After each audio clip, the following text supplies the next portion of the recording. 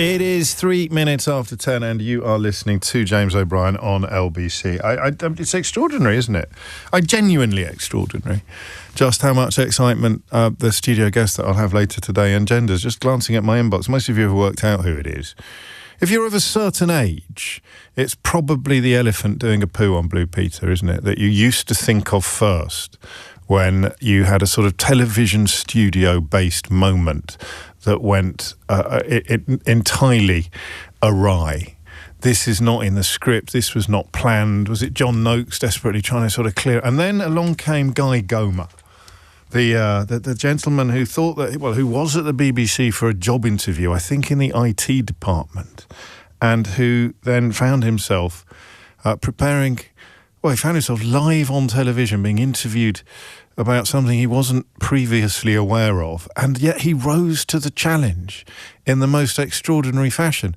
Only afterwards, watching it back, because very few people would have watched it on the time, I think it was on the 24-hour news channel, you could see this extraordinary opera play out on his face. He's blessed with one of those incredibly expressive physiognomies, and this sort of operatic drama played out on his features, oscillating from almost impish mischief through to abject terror. And the entire world was entranced. And then he disappeared. Well, he's reappeared. Not only has he reappeared, he's collaborated on a new book. And we will be meeting him at about all being well, at about 11:30 today. I have interviewed prime ministers. Have I ever interviewed a president?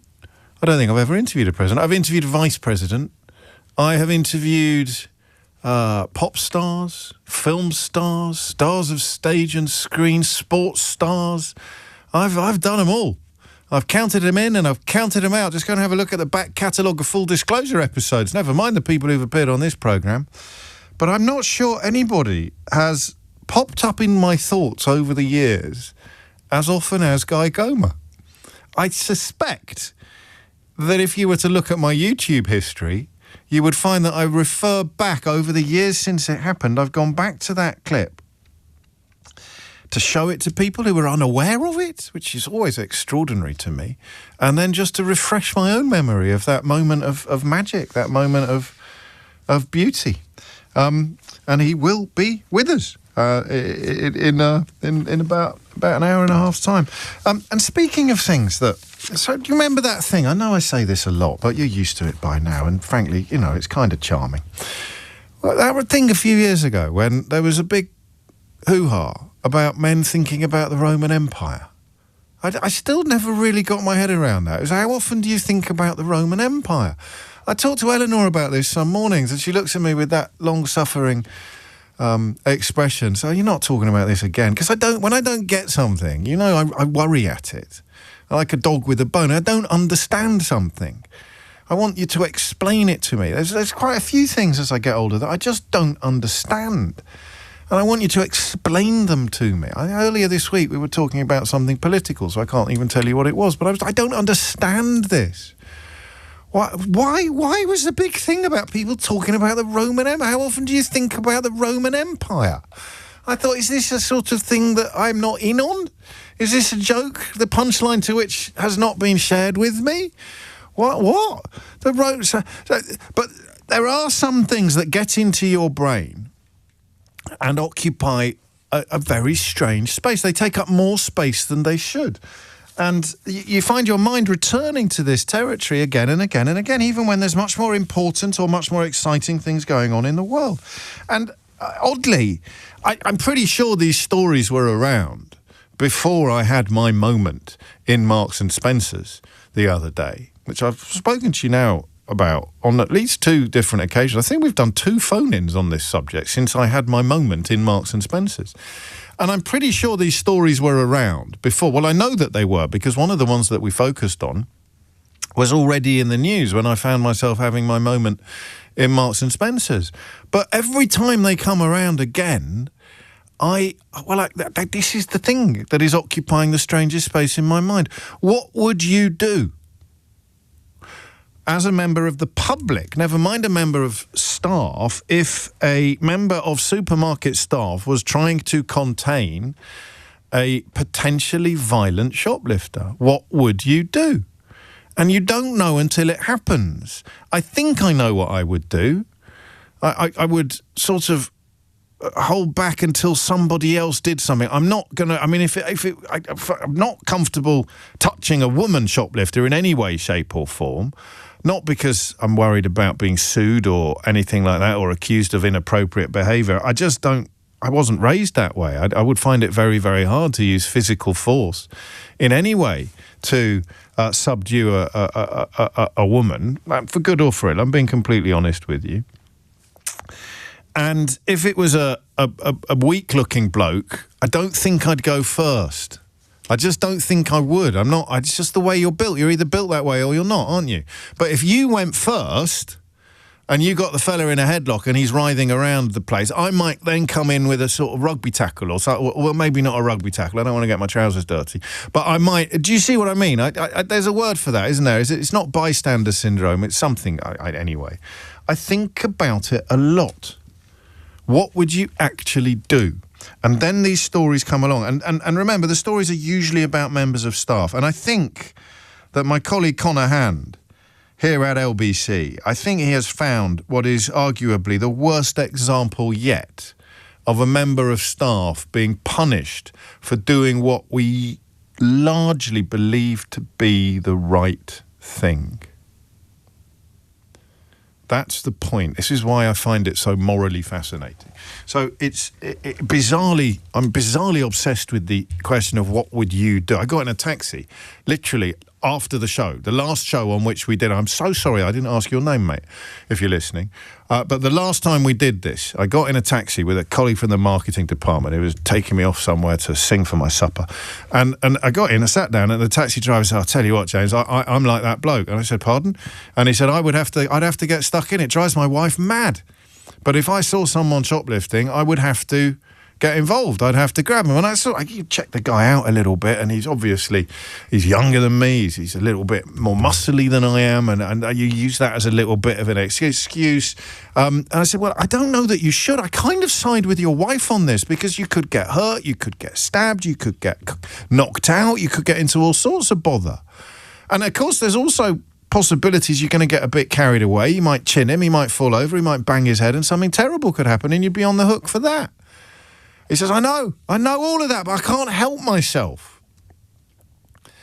And I don't think that is an ignoble urge.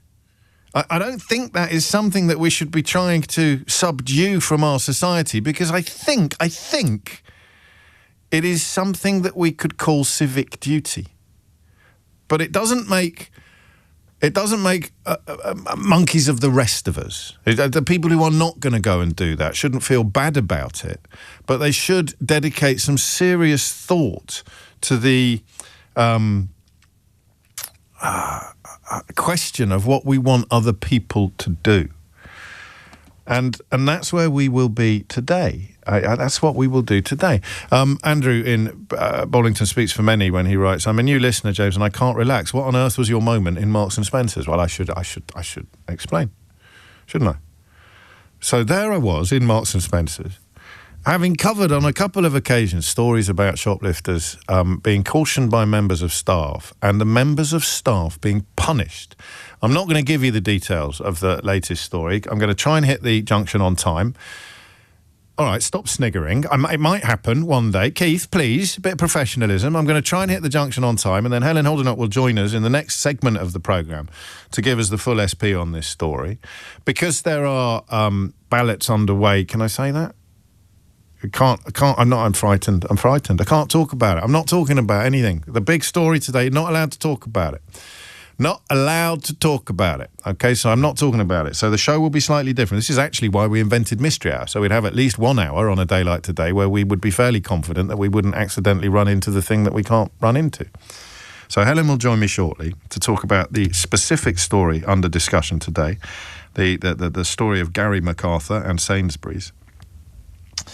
And then we're going to look at what we think about that. And what do we want people to do?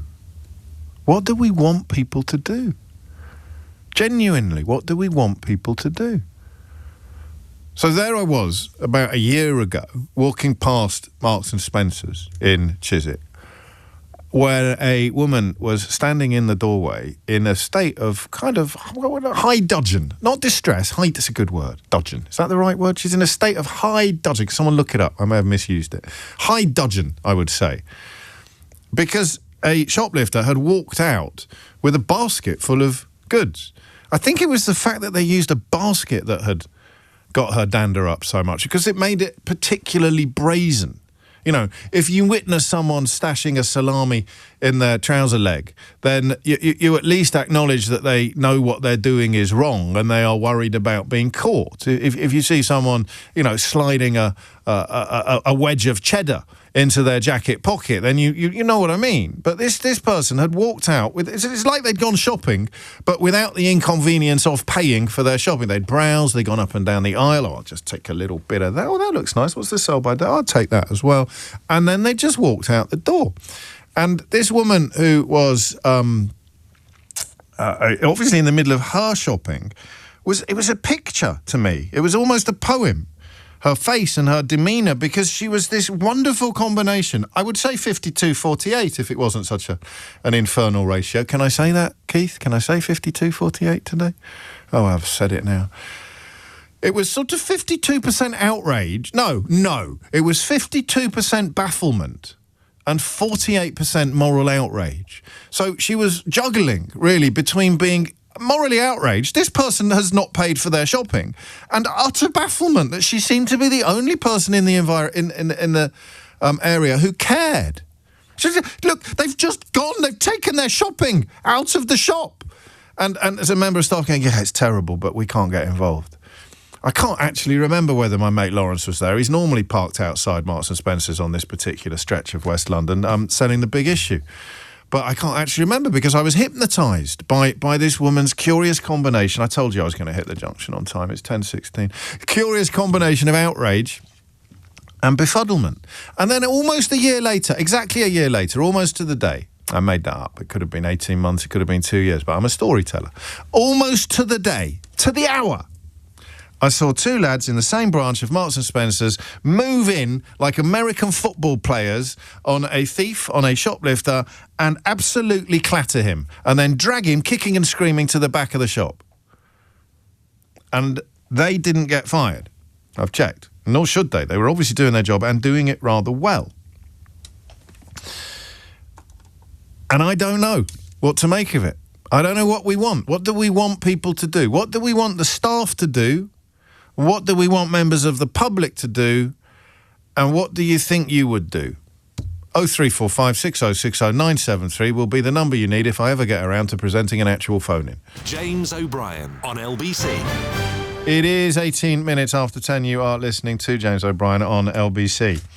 Can you just check Julie's message there? Because I want to read it out as an example of arguably the most dull message I've ever received in the history of this radio programme, which is what happens on a day like today when you're not allowed to talk about the thing you're not allowed to talk about. I remain, however, fascinated by have-a-go heroes, if you like, or shoplifters doing the right thing. 90 minutes after 10 is the time. This is the first response to today's phone-in question. Hi, James. This happened to me. A man slipped a bottle of wine into his pocket and walked out the door. I went to the staff and told them. They went after him, but couldn't find him.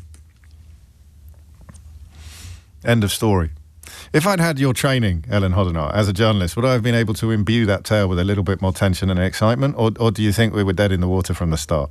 Well, I find that quite exciting. What? Someone just goes in and grabs a wine bottle and then walks out of the store. It sounds dramatic to me. This bit was the bit I was interested in. See if you can imbue this with a bit more drama. They went after him, but couldn't find him. Well, yeah, the thief got away. That means he got away with the crime. So like that is high drama. On the high street with their little eyes spinning like periscopes. There's nothing funny about this story. In fact, I'll do my best and almost certainly fail to stay quiet, because I'd just like you to tell everybody what has happened to Gary MacArthur, now sadly a former Sainsbury's employee. Yes, OK, so Gary MacArthur worked at a Sainsbury's store in West Wickham in South London for 15 years and told us how important that role was to him. The job meant everything for me.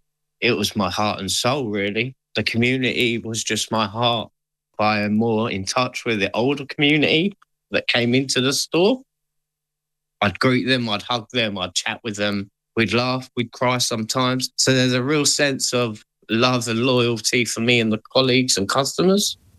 But then one night in December last year, the shop didn't have a security guard on duty because the guard on shift had suffered a suspected stroke earlier in the day. And Gary had actually helped to give him CPR on the shop floor. The guard was taken into hospital, and keenly aware of this surge in shoplifting, which Gary described to us as pure looting, he agreed to stay late that day to help out the all-female staff, to help them feel a bit safer. And that is when a well-known, notorious champagne thief came into the shop and grabbed a bottle. Gary then escorted him out. We're told he took the bottle off him outside the shop, but the thief went back into the shop, started smashing bottles, throwing two in the direction of his manager and another colleague. From there, he's dropped the bottles, ran down aisle 3. I've grabbed his arm. Another customer's grabbed him by his throat and his other arm. Again, with this, I understand. Obviously, the thief's got a bit more aggressive and tried lunging forward. I've grabbed his legs, put him down to the floor with another 2 other customers at the time holding him down, waiting for the police to come. Police come, give him statements. And that was pretty much the end of that story. But 3 months... Paul, yes. I think we glossed over the CPR bit. Mm-hmm. Don't you? Yeah, so he'd arguably saved the life of a colleague earlier in the day. Yeah, he said that the guard had come in, he'd looked under the weather, and then next thing they know, he was having this kind of a medical emergency on the shop floor, and Gary was helping out, which can't have been easy, would have been stressful. And then we're told his manager then asked him to stay late in the day, and he agreed after going through the CPR episode. Just before you carry on, Helen, can you do CPR, Keith? Are you trained in CPR? What's going to happen if I have a medical episode on the Eleanor, are you trained in CPR? Are you? Yeah, all right. But after you've put the emergency tape on, who's going to come and rescue me? Well, who's going to be my Gary? Martha, can you do CPR? Or any of Helen? Have you trained? No, I think you're going to be stuck. Rebecca, come on. Rebecca can do CPR. Martha's trained in it. Have you ever done it? You've done it in the wild? On a real person? All right, well, it's better than nothing. Carry on, Helen. So the police come, they give their statements, and Gary thinks that's it, line drawn under the incident. But then 3 months later, and this was after a previous written warning which was issued to Gary in August last year about another altercation with a shoplifter. Gary was then dismissed for gross misconduct. At the start of April, he lost his appeal to be reinstated into his role, and in his dismissal letter, which has been seen by LBC, he was told that despite the shoplifter hurling these bottles at his colleagues, Gary could have been a visual deterrent. My soul is crushed in the sense of it. It's destroyed for the whole humanity side of doing the right thing, being the right person. I mean, I've not got a bad bone in my body. I'm not a spiteful or hurtful person. I feel that I do the right thing when the right time is needed. I mean, I don't have much. I mean, the friends that I do have are generally my work colleagues. Apart from that, I mean, what you see here is my life. I've got 5 fish tanks and 2 snakes, and that's pretty much me. The 4 days I'm at work are the best times of my life.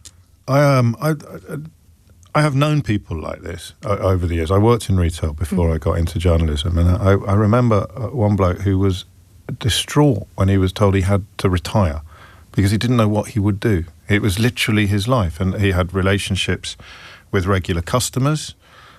He had emotional connections with them and with colleagues as well. And so if anyone is struggling to understand the depth of Gary's pain there in that clip, I am not. I mean, it is a relatively commonplace experience that people's only real interactions outside of their home life, especially if they're on their own, obviously, are going to be in their jobs, and they took it all away. Yeah, and he kind of spoke about just how important those connections were to him, his connections with the kind of older customers who would come in and they would share stories about their day.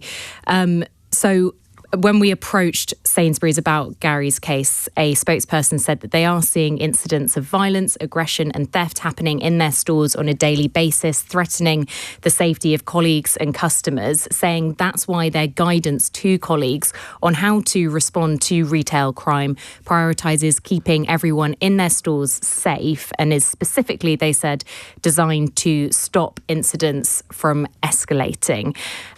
Gary has told us that he has found a new job, which he will start soon, but he says that he's lost out financially. And of course, he was in that role for 15 years, and that kind of emotional toll that this whole episode has taken on him is really plain to hear. Can we get the clip ready where he talks about civic duty? Because I think that's so powerful and important and ties in with what I want to talk about on the programme next. And as you say, Helen, he's got another job, which is good. But the idea that he should have just left the shoplifter he could have stood there being a visual deterrent. I mean, what do we know what that involves?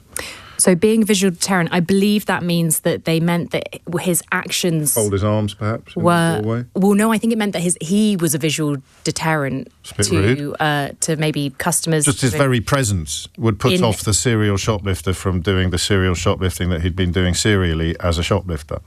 Perhaps. Yeah, and this guy is well known as well. He would target this Sainsbury's, he would target their sister store, and his whole thing was going in and grabbing high-end bottles of champagne. So they knew what the deal with him was going to be when this specific situation escalated. Will you give him our very best? And I mean, maybe we'll collect some of the messages that come in support of him and send them in his direction. If we can do more, we will find out and indeed do it. Helen Hoddenut, thank you very much indeed, with the latest case. And for my money, actually, the most emotionally affecting yet of a shop worker doing what they believe to be the right thing and ending up being punished for it. And yet, this is not a binary issue. This is not a black and white question. If he had sustained an injury himself, his employer would have been on the hook for all sorts of issues, up to and including being sued, perhaps, by the actual employee. If he'd been concussed or worse, who knows what the problem would be, what the repercussions would be. There's a reason why businesses do this. And, of course, the other element of the conversation is the escalation. The fact that if the champagne thief, and Helen Hoddenot said the word champagne with such venom in her voice there, I thought the next word was going to be socialist. Champagne. He takes the champagne and should have been left alone to abscond with it, should have been left alone to leave with it. And he gets punished because he removed him from the shop and he came back angry and started throwing bottles at people. So there is a logic. There's an ineluctable logic to the position of Sainsbury's here. You did the thing that put the customers at risk. If you're shopping at Sainsbury's, you get hit in the head with a flying bottle of Moët Chandon, you're going to come after Sainsbury's with a lawyer, right? You're going to come after Sainsbury's with your purse wide open, and arguably rightly so. So they... dear. You're dealing with relatively, it's not a word I like using about human beings, but it is a word that sometimes applies. Not a person, but a behaviour. You're dealing with relatively feral behaviour in these moments. And so Sainsbury's say, if you hadn't done what you did, the customers wouldn't have been at risk, the other staff members wouldn't have been at risk, and you wouldn't have been at risk. And we warned you last time you did this. So this time, I'm afraid it's sandwiches wrapped in a roadmap time.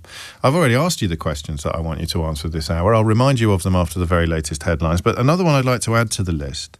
So elsewhere in the interview, Gary talks about it being his civic duty. And it was that word that really, really hit me. The idea that it is his civic duty to do this. If you're like him, like Gary, or indeed as a member of the public, if you are like the taxi driver that I had the other day, that if you see something like this going on, you actually, and this isn't necessarily a good thing, you can't control yourself, such as your what? What word would you use? Is it outrage? Is it anger? Is it dudgeon? High dudgeon?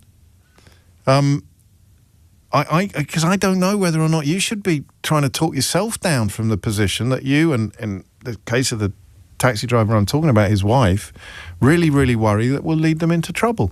I hope now at 10:30 you can see why I am, genuinely obsessed with this issue and these recurring stories. Because the bit I missed was that the second time in Marks and Spencer's, when I saw two members of staff manhandle the shoplifter, the serial shoplifter, to the back of the store, it was a moment of shock, because I'd done all these glib phone-ins about, well, they should do more, or they should have a go. Would you have a go? Done all these glib phone-ins. That very comfortable middle-class existence when you never encounter genuine violence. That's not actually a very clever thing for me to say, because domestic violence is just as likely to happen in a middle-class household as it is anywhere else. My life does not involve encountering violence. So when you encounter it in the raw, in the wild, in the visceral, it's very, very shocking. Even something as relatively commonplace as a shoplifter being... But it reminded me of the physicality of the person doing the cautioning, the person doing the subduing.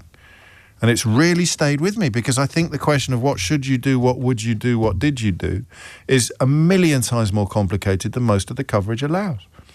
So pick a question. Give me a call and answer it. It is 10:31. Dominic Ellis has your headlines. James O'Brien on LBC.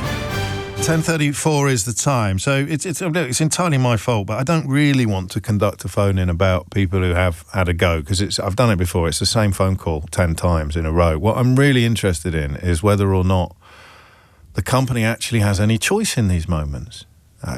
Because, if there's been a warning and the policy is that you don't escalate the situation and then you do it again, what is the company supposed to do?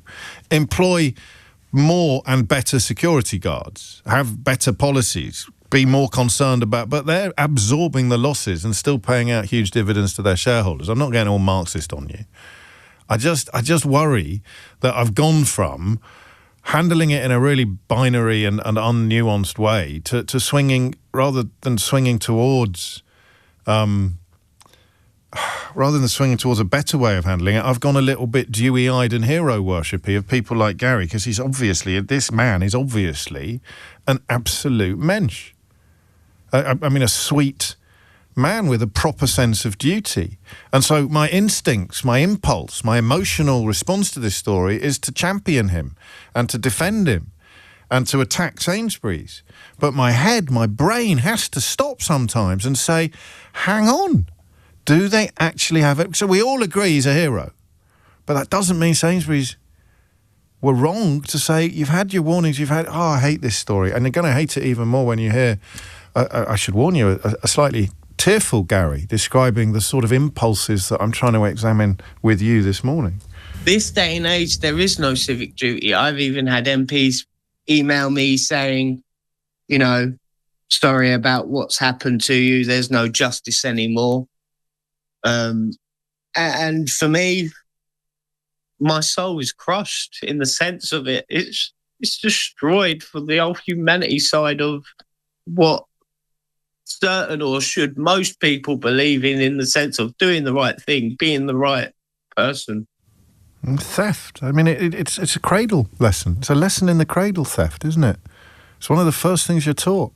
I don't know what your introduction to it was. You sort of slipped a Milky Way into your pocket in the local newsagents. Your mum found out and marched you back to the newsagents to apologise to the shop owner and return the Milky Way. No idea where that anecdote came from. But it is drilled into you from a very early age, and some of us don't learn the lesson. Some of us do.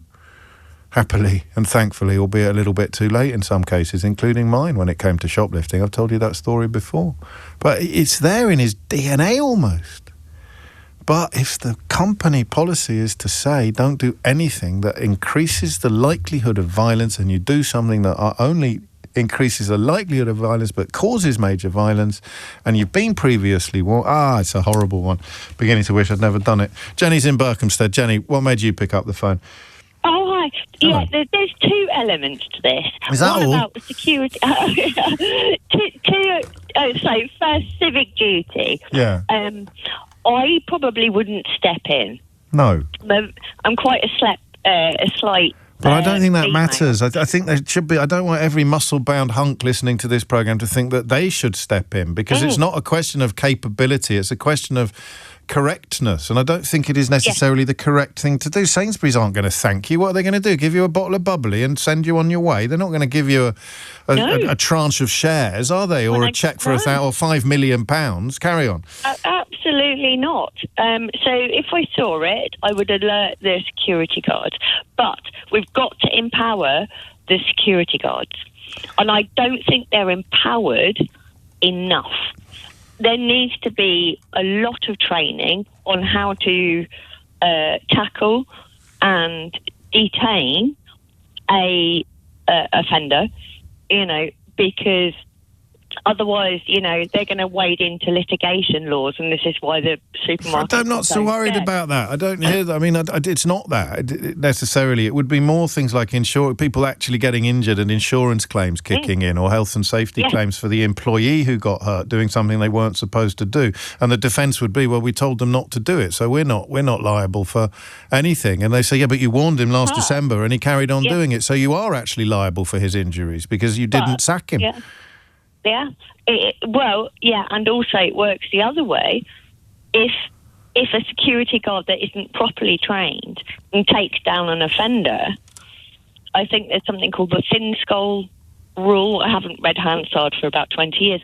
I mentioned this in the introduction, where you could be on the hook for manslaughter or worse if you are deliberately expending violence, and the consequences are entirely unintended but tragic. I think this is it. I think it is head-heart. Heart says give Gary a knighthood. Head says they had to sack him. And I can hold both of those thoughts in my head at the same time. It's cognitive dissonance.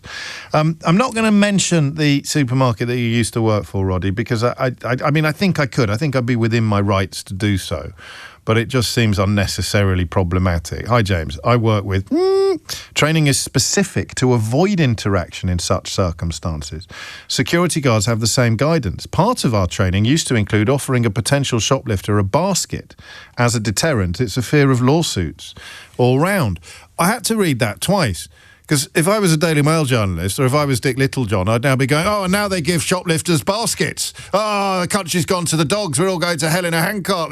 But, of course, if you go up to someone who you know is a shoplifter and you give them a basket, what you're saying is, I've clocked you, pal. I can see you, Jimmy. And so don't you be thinking about nicking anything, so you go, say, hello, can I offer you a basket? You seem to be walking around the shop with an enormous coat with gigantic pockets. We have baskets available, sir. Would you like... So it's actually quite a clever thing to do, but I had to read it twice before I understood. Big retailers, and this is the thing we arrived at a few weeks ago, should be financing more effective security, and the law should support policing, both in-store and empower police to act. That's what customers wish to see happen.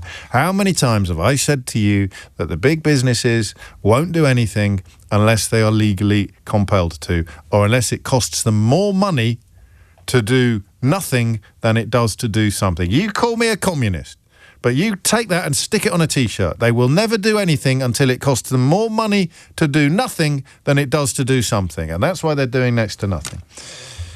Take it to the bridge. Pete's in Carlisle. Pete, what would you like to say? Morning, James. Yeah, I want to draw a comparison between what the security guards in supermarkets can do with the sort of door people and bouncers on pubs and nightclubs, because they seem to be a bit more empowered. So if you get that, they're trained as well. I mean, they've got licenses and everything, haven't they? Exactly. So why can't the supermarkets do the same? I've just told you. But this idea of a visual deterrent... Nightclubs have to do it. Nightclub managements are legally obliged to hire licensed doormen. Supermarkets are not, so they're not going to do it voluntarily until it costs them more money to do nothing than it does to do something. But coming back to Gary's point of this civic duty, so surely the big players have a civic duty to, A, protect the public, protect their employees, and protect their shoppers. And they don't, though, do they? They have a shareholder duty to protect their profits, first, last, and always. Not the individual managements and members of staff, but these are not cooperatives or convents. These are organisations, as Hetty O'Brien was explaining to us earlier this week. Often, not necessarily, not in the case of the supermarkets, but venture capital, it has almost everything by the short and curlies in this country, and they exist only to maximise and harvest profit. So they're not going to spend money on anything, mate, unless they are legally obliged to. Well, let's make that happen then, because as you say, pubs don't and mention nightclubs politics. are legally obliged to do it. Yes, so that's what the real story is. So I worry that we, for the best of reasons, we almost turn people like Gary into martyrs for the wrong cause. Indeed. It's not about don't sack the people having a go. It's about hire the people to do the job so that Gary doesn't bloody have to. Exactly. Give the guy his job back, give him a bonus and pat him on the back and tell him he's doing right. And I don't think they can do that because of the warning letter that he got earlier, late last year, you know. They can reverse that. I know they can, but it's a company policy. If the law doesn't change, Pete, you're turning me into the schoolmaster now. But if the law doesn't change, the company has little choice unless it decides to voluntarily sacrifice profit on the altar of stock protection. Because at the moment, it clearly costs them less to wave sayonara to the Moet et Chandon or the Veuve Clicquot, my personal favourite, in case you're wondering what to get me at Christmas, to wave goodbye to the champagne, because it will cost them less to absorb that than it would to actually fund the kind of security operation that you see on the door of every nightclub in the country and many, many pubs. And the pubs that do it, I actually don't know whether they are legally obliged to because of licensing regulations or because they've had a little bit of trouble, or whether they have calculated that it is financially wise for them to have a door policy strictly enforced, because if they don't, fewer people come to the pub, it's more likely to kick off, it's a nastier atmosphere, and therefore the profits are still being prioritised. 10:44 is the time, coming up to 11:15. I had a brilliant missing word round for you today, but I think Nick Ferrari might have ruined it for me. So you can only really play the missing word round if you weren't listening to Nick Ferrari's programme earlier. But don't worry, because I've got two. I've got a second one for you that everybody will be able to play, and it's the first time ever we've had a sort of double header. So it's the same. I'll explain more after this. James O'Brien on LBC. It is 10:47. I possibly misspoke a moment ago. There's certainly licensing necessary for security guards in stores as well. I don't currently know whether it is as rigorous or what's the word that I'm looking for? If it involves as much training as it does for doormen on nightclubs and things like that. I just would have presumed they were slightly different propositions, but we shall double check. 10:48 is the time. Speaking of things that you're texting me, you've made me chuckle today. This came in while Gary was talking, while we were playing out the tape, and it made me chuckle, but I didn't want to introduce the levity until we'd got to the emotional core of the story, so I didn't read it out at the time.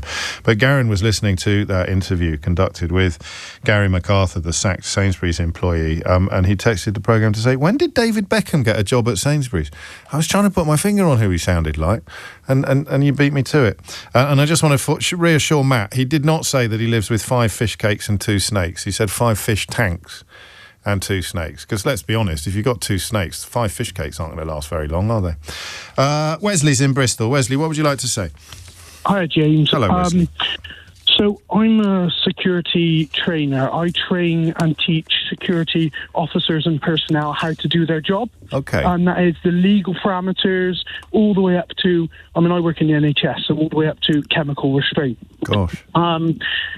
Now, what you're saying and what you're alluding to about the SIA, Security Industries Association requirements, yeah.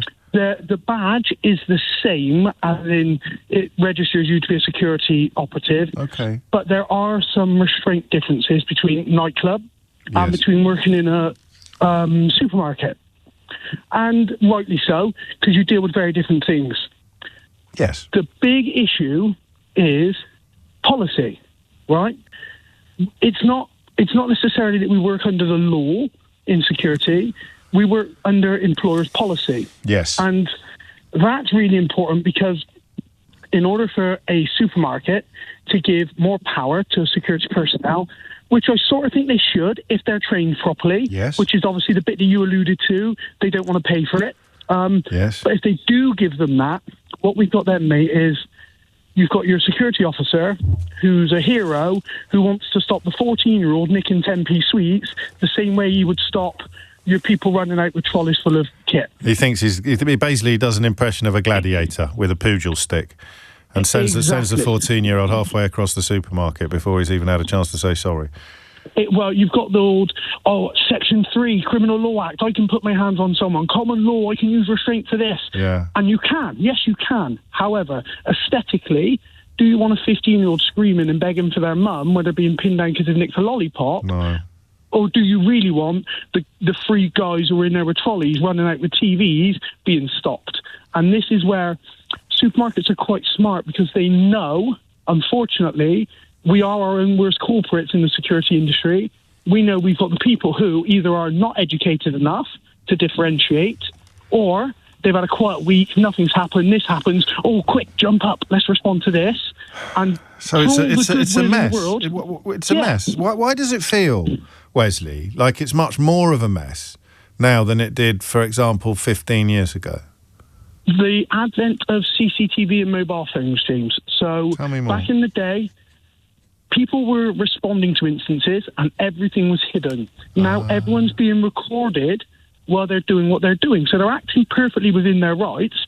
But when you've got somebody screaming and shouting at you saying, you're molesting me, you're hurting me, you're abusing me, and somebody's recording it with no context, of course, the old tope of like, of course the security officer or the doorman's doing that. That's what they do. So it comes down to perception, old school perception, plus now the advent of obviously lots of evidence. But I think what it comes down to, we have to take responsibility within the industry of training people properly, and there's some very, very good trainers out there, myself included, obviously. Absolutely right, yeah. We're on the right show if you want to toot your own trumpet, mate.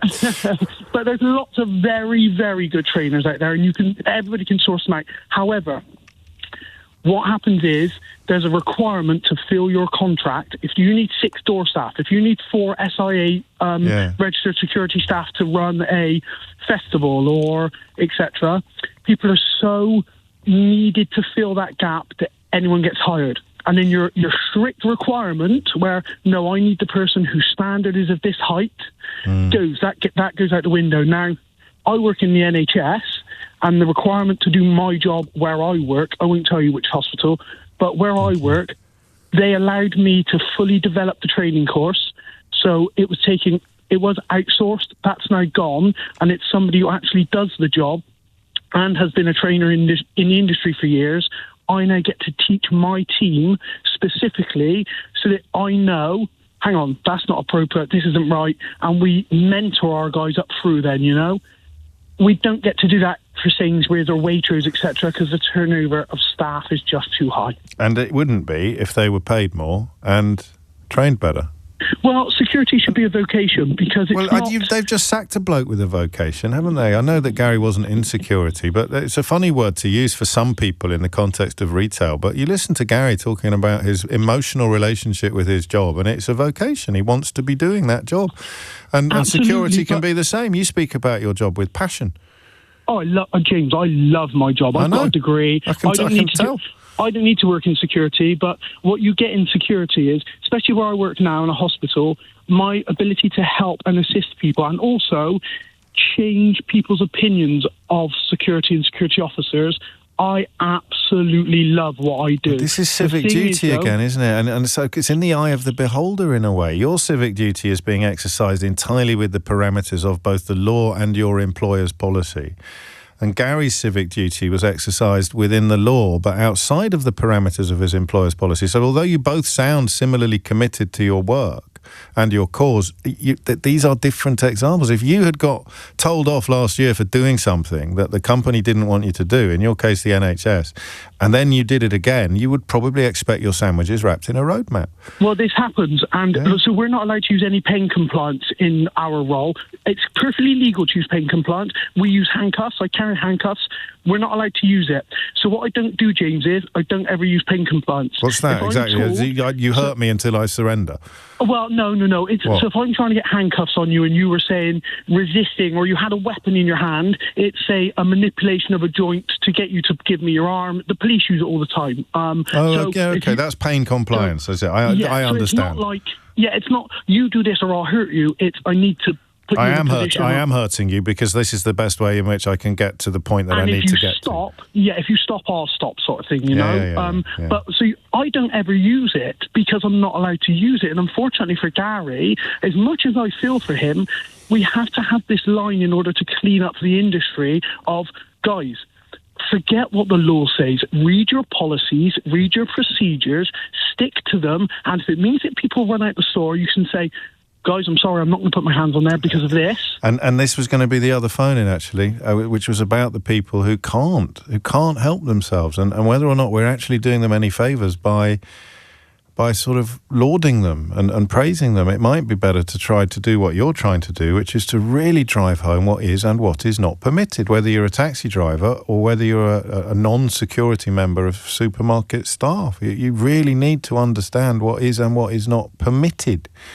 with a side order of, come on supermarkets, sacrifice small slices of your enormous profits to make sure that everybody is safe from stealing in the shops where they are handing over their hard-earned cash. Exactly, and we can't criticise our politicians or our radio DJs and stuff if they step outside of their boundaries, but then praise the people who we think are being heroic. I mean, crikey. I just did a breakdown of the Golders Green. I did a video on YouTube, a breakdown of the use of force and how I thought the police responded. Because don't say anything else. No, I don't say anything else because I know that could lead us into political territory, and I'll just let you get to the end of that bit of the sentence, and that's absolutely fine. But I'm paranoid, and that is a better thing to be than not paranoid, because oddly enough, as Wesley said, if radio presenters transgress, they do get punished. And there was a radio presenter on this radio station many years ago who did transgress on a day like today, and he did get punished. And he looked quite remarkably like me. Thank you, Wesley. Riz is in Crumlin. Riz, what made you pick up the phone? Hi, morning, James. Well, I just felt a bit compelled to ring in. I mean, I heard you say earlier, sorry, that you didn't want to hear from Have a Go Heroes. No, I didn't. I said I didn't want to hear from Have a Go Heroes, but I am prepared to take one story. Because I know you've been on hold for the best part of the hour. So what I could have done, Riz, you picked up the phone before I'd even drawn breath, and a whole switchboard was full of people getting ready to tell me about the time they had a go. Yeah, and I had to say to Rebecca in the break, I had to say, I don't want caller after caller after caller telling me how brave they are, but I'll take the one you like the most out of all of them. Otherwise, clear the switchboard, and you were the one that was left. Thank you very much. Yeah, I was going to put it down, thinking, he doesn't want to hear from me. But well, now that I'm talking to you, yes. I'll briefly tell you my story. I mean, it was not so long ago. It was during the month of Ramadan. Actually, I was coming back from the mosque. So I felt all calm and peaceful. I thought you were going to say hungry. Then. Well, no, they fed me at the mosque. I certainly wasn't hungry. So it was quite late then. It was late actually. Right, yeah, I just popped in to pick up, as you do, a pint of milk and the bread. The missus had said, pick that up on your way home. So I did, and I walked into that pandemonium. Sorry, I can never say that word. Pandemonium. Yeah. Pandemonium. Pandemonium. Chaos. And so as I walked in, there was a screaming everywhere. I picked up my basket, and women were screaming, and all I could see on the floor was the security guard. Basically, there was a shoplifter on top of him, punching him, who clearly had the better of the security guard. I say old. He wasn't old. He's probably my age. I'm 57 on Sunday, but he was a bit older than me, and he looked like he was in, obviously real danger. So I thought, well, do I walk past and ignore it, or do I get involved? And I've seen all the women screaming. I thought, well, I can't just leave it. So basically, I pulled him off, and he went for me then, the shoplifter. He started attacking me. Luckily, I'm not the smallest of fellows. I did a lot of kickboxing. I can look after myself. I held him at bay to try and avoid him from, getting contact with me. But did you roundhouse him in the head? Well, I didn't roundhouse him, but I did hit him. Yeah, that would have looked good on CCTV, but I thought, no, because he kept throwing punches at me. I did hit him, and he did go down. But the long and short of it was, I just couldn't walk past. The security guard... How conscious was your behaviour? You know what? It was a weird one. I don't think I even thought, because I think in times like that, I didn't really do an analysis. But if you'd done him a serious injury, you'd be in all sorts of trouble, you see. Well, see, you're not wrong. And the thing that I thought of afterwards, I'm an optician by profession, so I'm in a professional job. Now, these things, they can have repercussions. Of course, you end up in the local paper. I don't want to get mine. I don't want my eyes tested by that kickboxer over there. Exactly. And luckily, I don't do any of it while I'm conducting an eye test. Well, it'd be a bit weird if you did, mate, wouldn't it? Yeah, make an interesting eye exam, wouldn't it, for sure? I'll tell you what, if I was in your chair and I was doing an eye test and you started doing some kickboxing in the corner, do you know what I'd say? What's that? I'd say, I don't believe my eyes, Rich. Yeah, can't believe my eyes. Yeah. So everything came off nicely. Was the shoplifter detained? You know what? I did actually have to leave. I gave the security guard my telephone number to look if the police want to contact me. And I think he did leave, but he was a known shoplifter. This is the point, isn't it? It's the company should really have better policies in place. And I am going to discourage you from doing that again because of the... Well, no, I am. I bet your wife was unhappy as well, wasn't she? She wasn't pleased, but then when I explained to her, look, I can't see a person just getting pummeled. Well, that's a different dimension. Yeah. You're not outraged by the theft. You're actually outraged and concerned by the threat being posed to the person on the floor. Actually, that's a completely... You're right. I mean, it's the last call of the hour and you've added a completely different dimension to the discussion. But this from Lee, who has had significant experience in the use of legal force, including training people to use force at a very high level, private security, police and forces on occasion. And he writes, while I know what I would do in the situations discussed, I would never advise any shop worker or member of the public to get physically involved.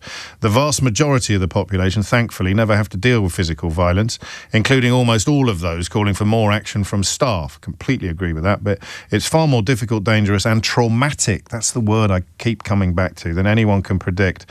And even highly trained staff are regularly injured, occasionally even killed, when a target has an unexpected weapon or skill or just lands a lucky blow. Shop staff and the public should be discouraged in every way from getting involved in violence. However, large stores can afford to have security that is trained for such encounters, and only those with full training and, as such, full understanding for the situation they are putting themselves into should get involved. And that, I think, is the end of the conversation, or at least for now. James O'Brien on LBC. It's 6 minutes after 11. You're listening to James O'Brien on LBC, where we turn our attention next to a story that I am going to struggle to properly introduce.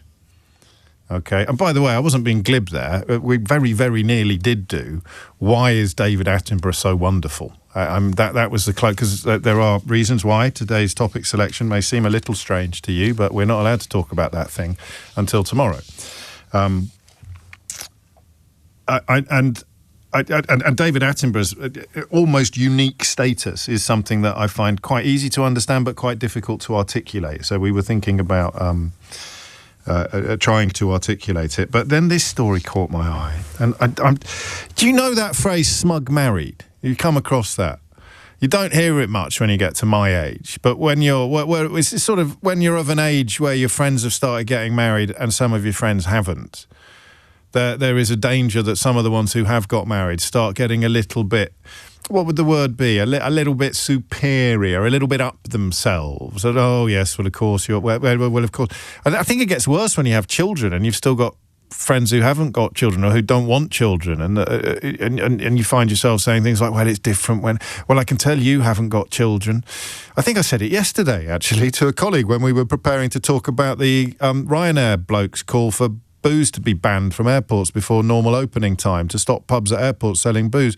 And Elliot, who was producing the show yesterday, was saying, oh, I do like an early pint. Oh, I said I wasn't going to betray his off-air proclivities. I do quite like an early pint when I get to the airport. And I said, oh, well, I could tell you haven't got children.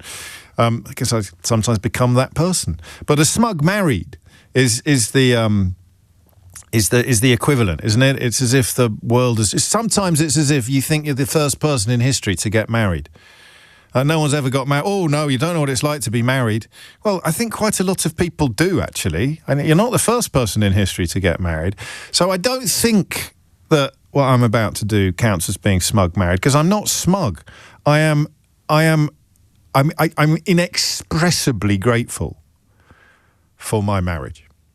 And I have to tell you this because I haven't ever, in 26 years of marriage, and I'm not even going to pretend to be funny and say, oh, I'm sure Mrs. O'Brien has. I don't think either of us, in 26 years of marriage, have ever given a moment's thought to getting divorced. It's not all luck. Some of it involves, hard work and effort and compromise and kindness. But in 26 years of marriage, I'm going to get emotional now. We celebrated our 26th wedding anniversary this week, and I thank my lucky stars every single day that woman came into my life, because I have absolutely no idea what sort of mess I'd have got into if she hadn't. And that's why I find stories like the one I'm about to talk to you about quite hard to get into and almost impossible to believe. I don't find divorce impossible to believe. I'm fascinated by how high the bar is set sometimes for a divorce, particularly for late life divorce, particularly for, the children have left home and you've suddenly got a lot more time on your hands with each other. And it turns out that you don't enjoy that time together as much as you expected to, or as much as you used to, or as much as you thought that you would. And this is the moment, according to some research published today, when you decide that it might actually be quite nice to part company. And those of us who haven't had any personal experience of divorce, I've got friends who've divorced, obviously, and my parents' generation, some of my parents' friends got divorced as well, but my parents did not get divorced, and I have not got divorced, and I don't know. It must be a spectrum, right? So at one extreme you've got violence, and then you come down a notch to infidelity, serial infidelity, lying. You've got all of these appalling transgressions, which won't guarantee divorce. Of course, some people will stay together through experiences that they probably shouldn't. And then right at the other end, what's at the other end? What's here? So if you put violence or infidelity here, like the worst of betrayals, I don't want to include violence in this because it's different from absolutely everything else, but it has to be there, right? So here you have got the worst of betrayals and the worst of behaviours. That's the reason you're getting divorced. I can't stay with her, I can't stay with him because... And that's there, right? So that's quite easy to map. Violence, betrayal, infidelity, stealing, lying, a house got repossessed and I didn't even realise that we were in debt. All of that kind of epic betrayal and utterly appalling behaviour. What's here? What's the least traumatic experience that could actually lead to a divorce? Do people get divorced because they've just got a bit bored? So the children have left home, no one's done anything wrong, there's no betrayal in place, there's no particular desire to have a relationship with anybody else, but you sort of wake up one morning, or you're sitting in front of the telly and you look across the room at him or her and you think, I don't want to do this for the next 20 years. There's got to be more to life than this. Do people get divorced because they're bored? Am I sounding stupid even asking that question? Because I haven't got a clue. Am I sounding stupid? Do people get divorced? In your 50s and 60s, I'm just a bit bored. I'm going to get divorced. That's the first question, actually, for this phone. And I love these phone-ins because I've never got any idea what questions are going to pop out at the end of them. Did you get divorced just because you were bored? That must be really hard, to be the one to pull the wire, to be the one to pull the string, to hit the button. And the other partner's just looking at you going, but we've always been like this. And you go, exactly. Because this story is about raising the children. You've almost paid off the mortgage. You're in your 50s. You should be relaxing and enjoying some well-earned time together. But in fact, according to this survey, half of couples in that category are thinking about a divorce, while 1 in 3 say they would crack on and seek a divorce if it wasn't for the financial cost. If it wasn't for the financial cost. And that struck me originally as a very sad story, because I had this idea of you living in abject misery, imprisoned, if you like, by the financial situation, by, for example, the fact that if you sold the family home and had to buy 2 new homes, you'd be living in massively reduced circumstances from those to which you had become accustomed. But then I started thinking about Just that simple question of boredom. Always think of divorce when you're not from a background that includes divorce as involving really bad behaviour. But it doesn't, does it? So in fact, now you're just thinking, do you know what? I would actually quite like to get divorced, but we can't afford it, so we won't. And you'll just carry on being a bit bored. It's not the end of the world. It doesn't keep you awake at night. You're not gnashing your teeth and tearing your hair out. But if you could afford it, you would get divorced. What's that like? 0345 6060 973. I want this conversation to be serious. I don't know if I can't really say this. We're having quite a light-hearted show. But I don't sort of necessarily want self-appointed comedians contributing to this one, if you know what I mean, because I think it's a really serious matter. And I want to know two things. I want to know if you did get divorced for relatively low-level reasons. I kind of... There's just two types of people in the world, isn't there? There are people that have been there and people who haven't. So you've got this idea in your head. I've got this idea in my head of... adultery, theft, dishonesty, violence, all these appalling things you do that end a marriage. But a marriage can end not with a bang, but with a whimper, can't it? It can just sort of peter out. And increasingly, we live in a society where you don't feel bound by disapproval of your neighbours or your parents or social mores. And that's got to be a good thing. You don't want people staying in miserable marriages because they're worried about what the neighbours would say. But I'm thinking about a marriage that isn't necessarily miserable, but which you would probably call time on if you could afford to. So it's a big ask, I know, because, of course, your husband or wife might not know that you feel this way. But don't worry, nobody's listening. Are you staying in... Would you leave your marriage tomorrow if you had more money? 0345 6060 973. And alongside that, is did you leave your marriage for relatively mild reasons, not for another lover, not for betrayal, reasons of betrayal or Ten Commandments stuff, but you left your marriage because you just got a bit bored. And how do you feel about that now? I hope you'll join me in this conversation, because and that's why I've put my cards on the table from the start. If it makes me smug, then I'm smug, and I'm sorry, because I do find it absolutely fascinating. And I do always love finding out what the world looks like through other people's windows. You know I do. 0345 6060 973 is the number you need if you would actually at least contemplate and quite possibly conduct a divorce if you had a little bit more money between you, and or almost confounding that cliche that I have in my head of divorces being explosions. Divorces are caused by explosions. But what about the ones that are not caused by bangs, if you pardon the pun, but by whimpers? What's that like? And do you look back and think, I did do the right thing? Because for those of us on the outside of this story, I'm kind of thinking, it's a bit grass is greener, that, isn't it? You look back and think, well, maybe we should have just gone out a bit more. You get divorced because you're bored. Isn't that quite easy to fix? Or am I sounding unthoughtful now? I don't know. I really liked this heading, this headline here. 1 in 3 would get divorced if it wasn't for the cost. But actually, I don't like it at all, because it speaks of unhappiness being endemic in our society. But I'm imagining marriages that are not necessarily unhappy. And the only word I can come up with is bored.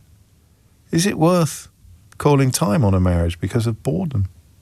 And you can answer that question from either side of the threshold, of course. 0345 6060 973 is the number you need. It's 11:18. James O'Brien on LBC. 20 minutes after 11. It's a conscious uncoupling, is probably the fancy pants way of saying you just got a little bit bored. We can afford to go our separate ways. We thought we were in it for the long haul. We've reached the end of our rainbow. No hatred, no particular bitterness. I always find it hard to believe that something is... In fact, that would be another question to add to the list. Is it ever 100% mutual? You always think that whoever broaches the subject first is keener on the idea than the person with whom the subject is being broached. But the idea of...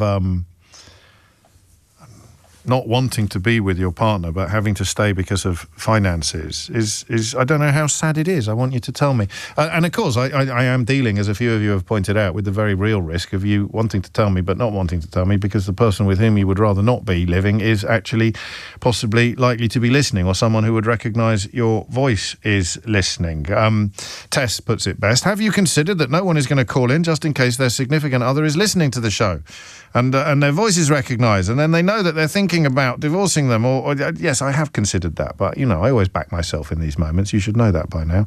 For example, you could do what this texter has done. Don't use my name, they say. If we had more money, I wouldn't get divorced, but we could definitely make things much more fun and interesting.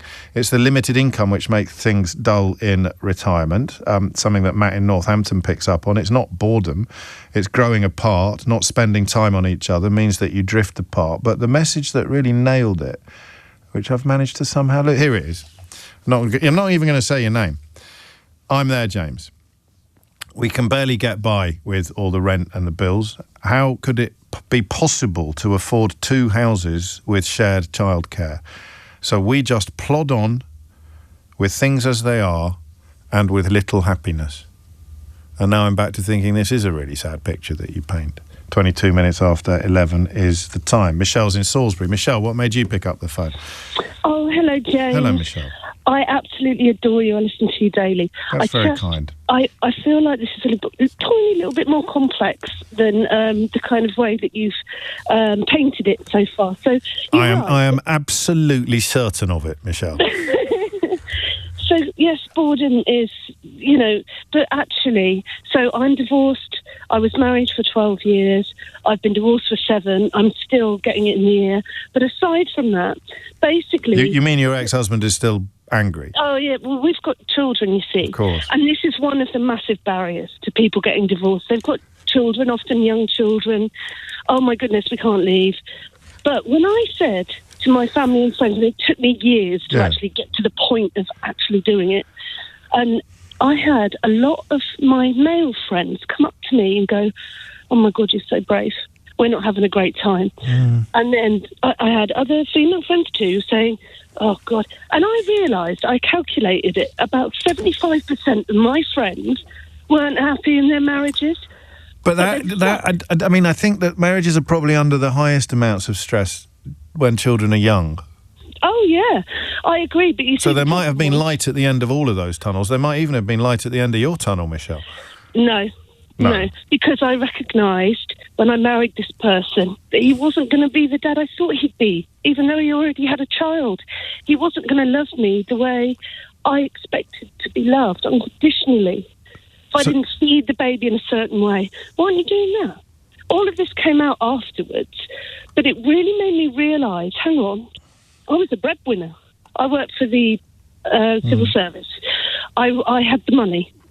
And as soon as I said, I can't deal with this anymore, I'd rather be alone.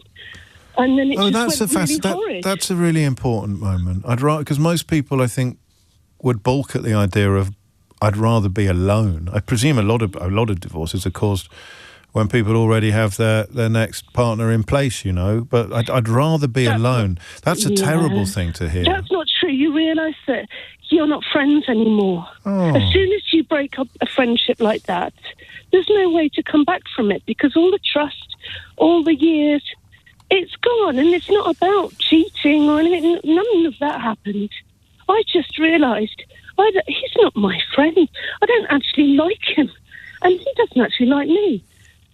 But we had 2 young kids, and financially, it was awful. And he tore me through the courts in every possible way. Obviously, I won every time, but it was just to make sure that I was feeling awful because I had dared to leave him, and I did. It's a bit like looking over a precipice, then, that many people perhaps are too frightened even to look over. So you might have that nagging thought in your mind, I don't think I like him anymore. I don't think he likes me.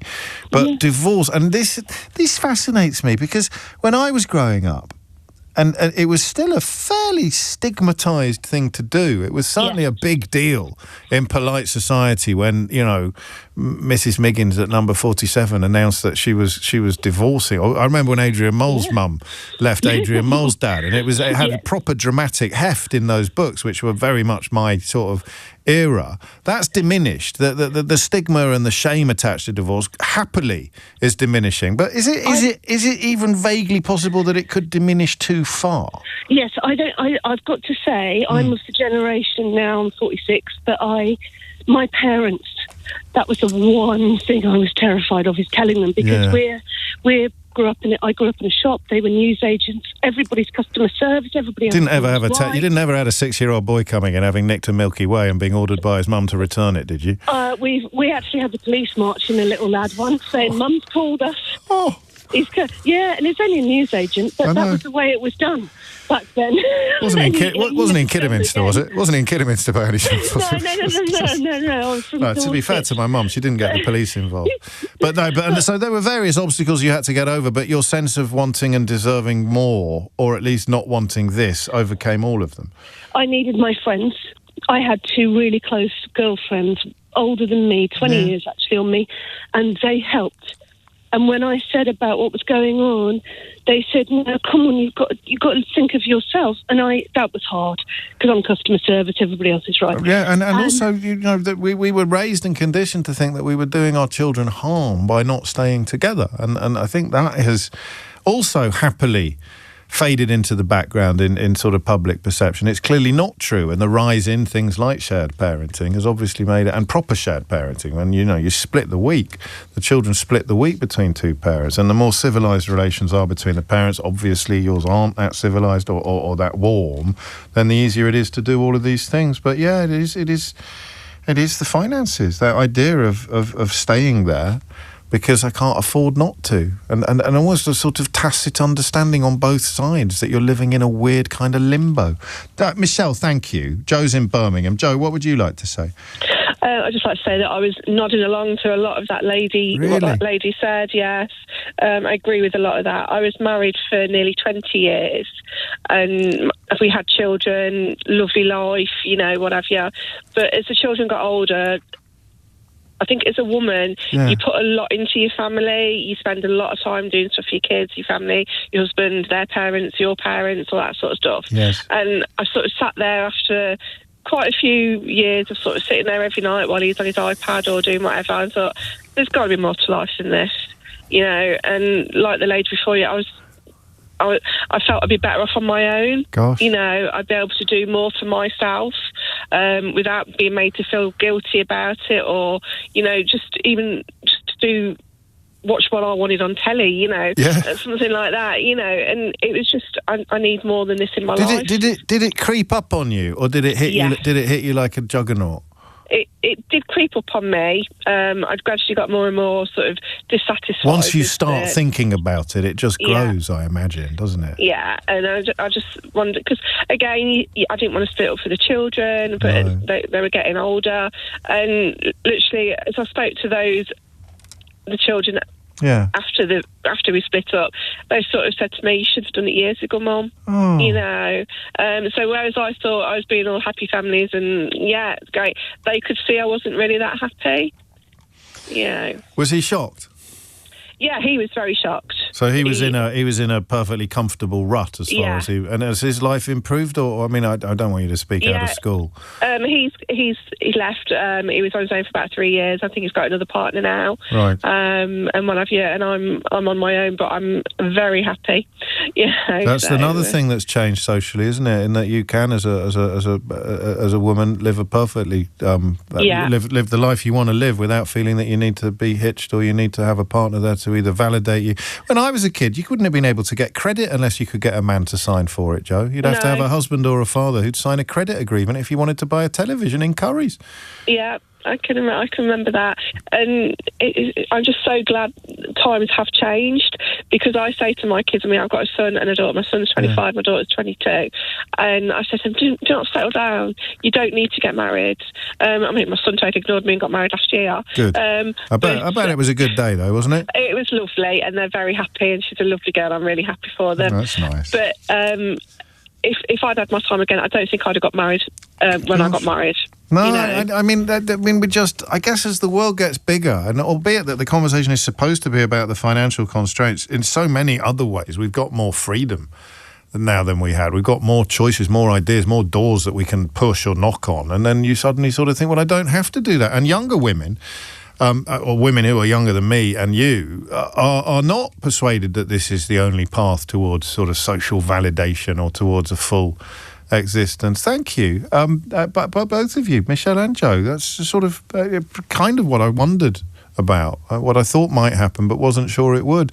And it makes me sound naive, I fully appreciate that, but the divorce without trauma, as it were, the divorce itself will be traumatic, especially if one of you really doesn't want it, but the divorce that just sort of suddenly or slowly begins to make sense until it reaches a point where it makes so much sense that you can't really see any point in not doing it. A little more on this perhaps later in the programme, but up next, I have a guest coming into the studio who has two guests coming into the studio who, between them, actually, because Elliot, who would also be here, played a crucial part in what followed, have probably, by dint of something they did in 2006, on May the 8th to be precise. So, what's the date today? Nearly. It's the 7th today.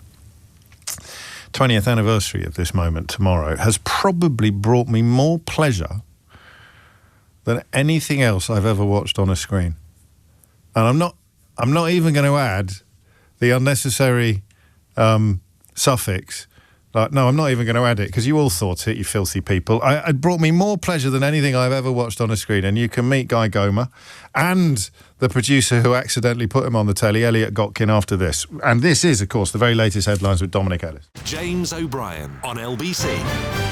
It is 25 minutes to 12, and you are listening to James O'Brien on LBC, where I don't really want to beat around the bush. I want to get straight to my guests, but just in case you're just joining us or you do need a little bit of context, on the 8th of May 2006, a Congolese Frenchman called Guy Gomer turned up at the BBC for an interview for a new job as a data cleanser.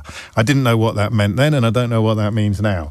But while he was waiting in the foyer at the BBC, somebody came in and mumbled a name which he misheard as him, and so followed this person to where he thought the interview would take place and found himself sitting in a television studio where the cameras quickly started rolling, and he found himself being interviewed about a subject that he was, I think it's fair to say, not fully qualified to comment on. Guy Gomer is with me now. Guy, this is I've interviewed prime ministers, I've interviewed Hollywood stars, I've interviewed some of the biggest names in pop music and rock, I've interviewed comedians who sell out stadiums. I've never been more excited to have someone in my studio than you. Yes, with you. I'm so glad to be there with you. And Elliot Gotkin, who has written a book with Guy called, it had to be The Wrong Guy, but was, Elliot, the producer who... Well, you didn't exactly make a mistake. Well, now we all think that it was a marvellous thing to do, I suppose, but in the moment it certainly was a mistake. Quite a big one, really. But so did I get the setup right? Was it because I've sat in those foyers and I've got in the wrong car once because someone might have held up a board that said Brian James instead of James O'Brien, and I thought, they've just got my name wrong, and I'll go and sit in. But I got in a car, Guy. I didn't walk into a television studio. So is that how it happened? It was just a... Well, it's a little bit more complicated than that. Essentially, as I'm sure you know, old BBC Television Centre has two reception areas: main reception, stage door reception. So with 10 minutes to go before we're live on air, and you know how important it is to have your guests there and not be speaking to an empty, an empty seat. Yes. 10 minutes to go before we're live on air, no sign of our guest, one Guy Cooney, the late Guy Cooney. I call down to main reception. Technology journalist. Exactly. One of the foremost technology journalists in this country. Have you got a Guy Cooney there? The receptionist tells me yes. I run down the stairs, through the corridors, burst through the barriers to the lobby. scan the area, can't see the guy whose pictures I've just seen online on his website, newswireless.net. So I literally turned to the receptionist. Which one's Guy Cuny? Yeah. That guy over there. And she's pointing to our friend over here, who, to put it mildly, does not resemble Guy Cuny in any shape or form. So I turn back to her. Are you sure that's Guy Cuny? Yes, she tells me. I go over to him. I say, Guy Cuny. Yes, he tells me. We're now on air in 5 minutes. I haven't got time to hang around and chat. Come with me, I say. We run through the corridor, up the stairs, hand him over to the floor manager. I go into the news gallery. Next thing you know, interview begins and a legend is born. Can I be the 1 millionth person, Guy Gomer, to ask you when you realised what was going on? Because a television studio, so did you think this is a strange environment for an interview, but maybe it was the only room available? Honestly, when I reached there, when they said to me, ladies told me, go and sit down there, I just thought the room looked like, for me, I call that a stage of the room. Yes. Because all the screen on the TV was switched off. And I just... Cool, so we can see the screens on the when we're watching at home, but you can't see them when you're sitting in the studio. So I just sat on one of the stool, and there was 2 stools only. So for me, just to wait for the interviewer to come and maybe... So we're going to start doing our job interview. The job. And it wasn't until the first question was asked that exactly, because as soon as the journalist came, she sat and all the light went on straight away and she started talking. So that time I just realized I'm on the wrong place. And you knew you wouldn't know it was live at this point. It could have been recorded or... As soon as I saw my face on all the TV in the room, I think, God... This is just magnificent. It's hilarious, to be honest. And I'm just going to play that moment. I don't know if it works on the radio. It probably doesn't. But to be honest with you, I could just close my eyes and see it anyway. But here it is in audio form. Well, Guy Cuny is the editor of the technology website News Wireless. Hello, good morning to you. Good morning. Were you surprised by this verdict today? I'm very surprised to see this verdict to come on me, because I was not expecting that. When I came, they told me something else, and I'm coming. You got an interview there, so it's a big surprise anyway. A big surprise? Exactly. Yeah. What were you talking about then? What did you think was happening? I was looking the subject, what's going on there. So I need to catch up on the subject at the same time. I was thinking, I need to be honest with myself. Yes. So that's when if you're on the screen, you can see the funny face I made. But it's not a funny face, but it's a body language. Yes. To express something, my feeling on that time, to show that's not me.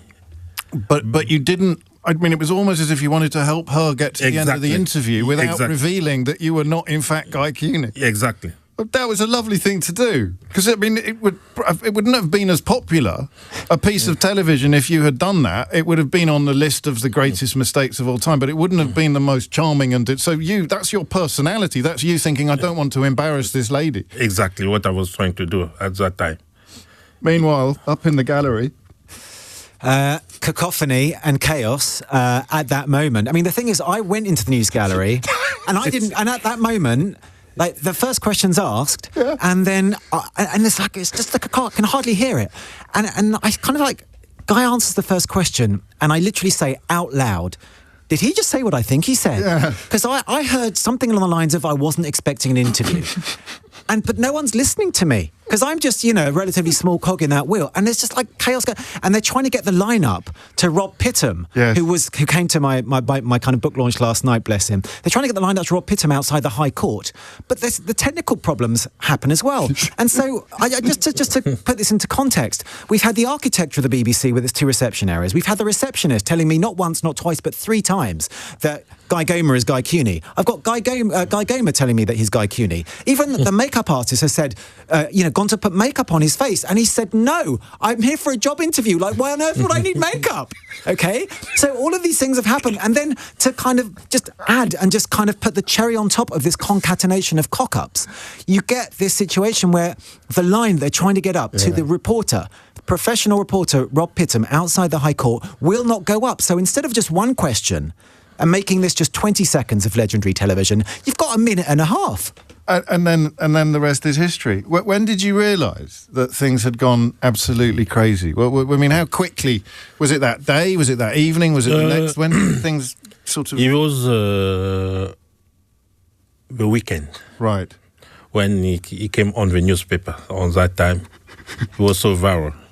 Because the timing is significant, isn't it? Because clips were not a thing. There's early clips of like that bloke in the park whose dog chased after the deer and he's shouting "Fenton," and now that wouldn't even merit a second glance. But because the clips were new, I was there myself almost at the early days of clips when everything changed in the media, and this was one of the first massive clips. So what, a newspaper worked out what had happened and went big with the story with a link to the footage. Well, look, you've been in this industry long enough to know that journalists aren't always the most discreet, and clearly at the BBC, people were talking among it. Word spread within the BBC, okay? And they just rolled out, this also added to the situation, they literally just rolled out that week, that month, this new software program called Jupiter, which enabled you to share any clip to anyone in the BBC. It was literally that month. So then it got from the kind of News 24 newsroom, and it was on the Friday, and I saw the media managers, who are the gatekeepers for all things broadcastable, playing this across their screens. Like, what's going on there? Someone at Millbank, the parliamentary unit, asked for it. It's like, what do you mean someone at... It's like, what, an editor, a producer, one of us? It's like, no, one of us. And that was when I realised that, look, if everyone inside the BBC knows about it, it's only a matter of time before everyone outside the BBC knows about this. I am screwed. I mean, you're doing all right. Emmy award-winning journalist. It didn't end your career. No. But it changed your life, Guy. Absolutely. It's a big changing. Because, you see, I'm enjoying what I'm doing, to be honest. Yes. Because going to different places, meeting great people like you. Let's not get carried away. So, for me, it's quite formidable to see that, all kind of things. And I mean, the paper broke that weekend. The clip went everywhere. None of us, as we've established, really understood what that meant or what that signified at the time. In terms of the life you were living at the time, as a sort of, job-seeking data cleanser, what changed? Did people knock on your door? Did people track down sort of family members? I mean, because once you're in that spotlight, it isn't always a very pleasant experience. It was quite scary for me, because it was the first time for me to see all kind of things, because... Well, it was the first time for anybody to go through what you went through, actually. Especially paparazzi. Paparazzi, yes. It was scary for me. Yes. Because I don't know what they're going to do to me or something happen. So I ran away from my flat. I went to live with my brother to get more support and protection. Because the only place I can get maybe support was with my family, close. Yes. But then they tracked him down there as well. They were like people hiding behind trees and stuff, like trying to get a snap of Guy. What did they want from him? The money shot. Just the shot of Guy. And then we come to the book, the wrong guy. And for people who think, how on earth did you get a whole book out of this? It's actually a 20-year story as well as a 20-second story, isn't it? Exactly. What did you think when Elliot... Did you keep in touch with Elliot over the years? For 18 years, no. Okay, and then they got back in touch with each other. Yeah, after that, Elliot tried to contact me. And how did he find you? Because last I heard, no one could find you, Guy. It was you dropped off the face of the earth.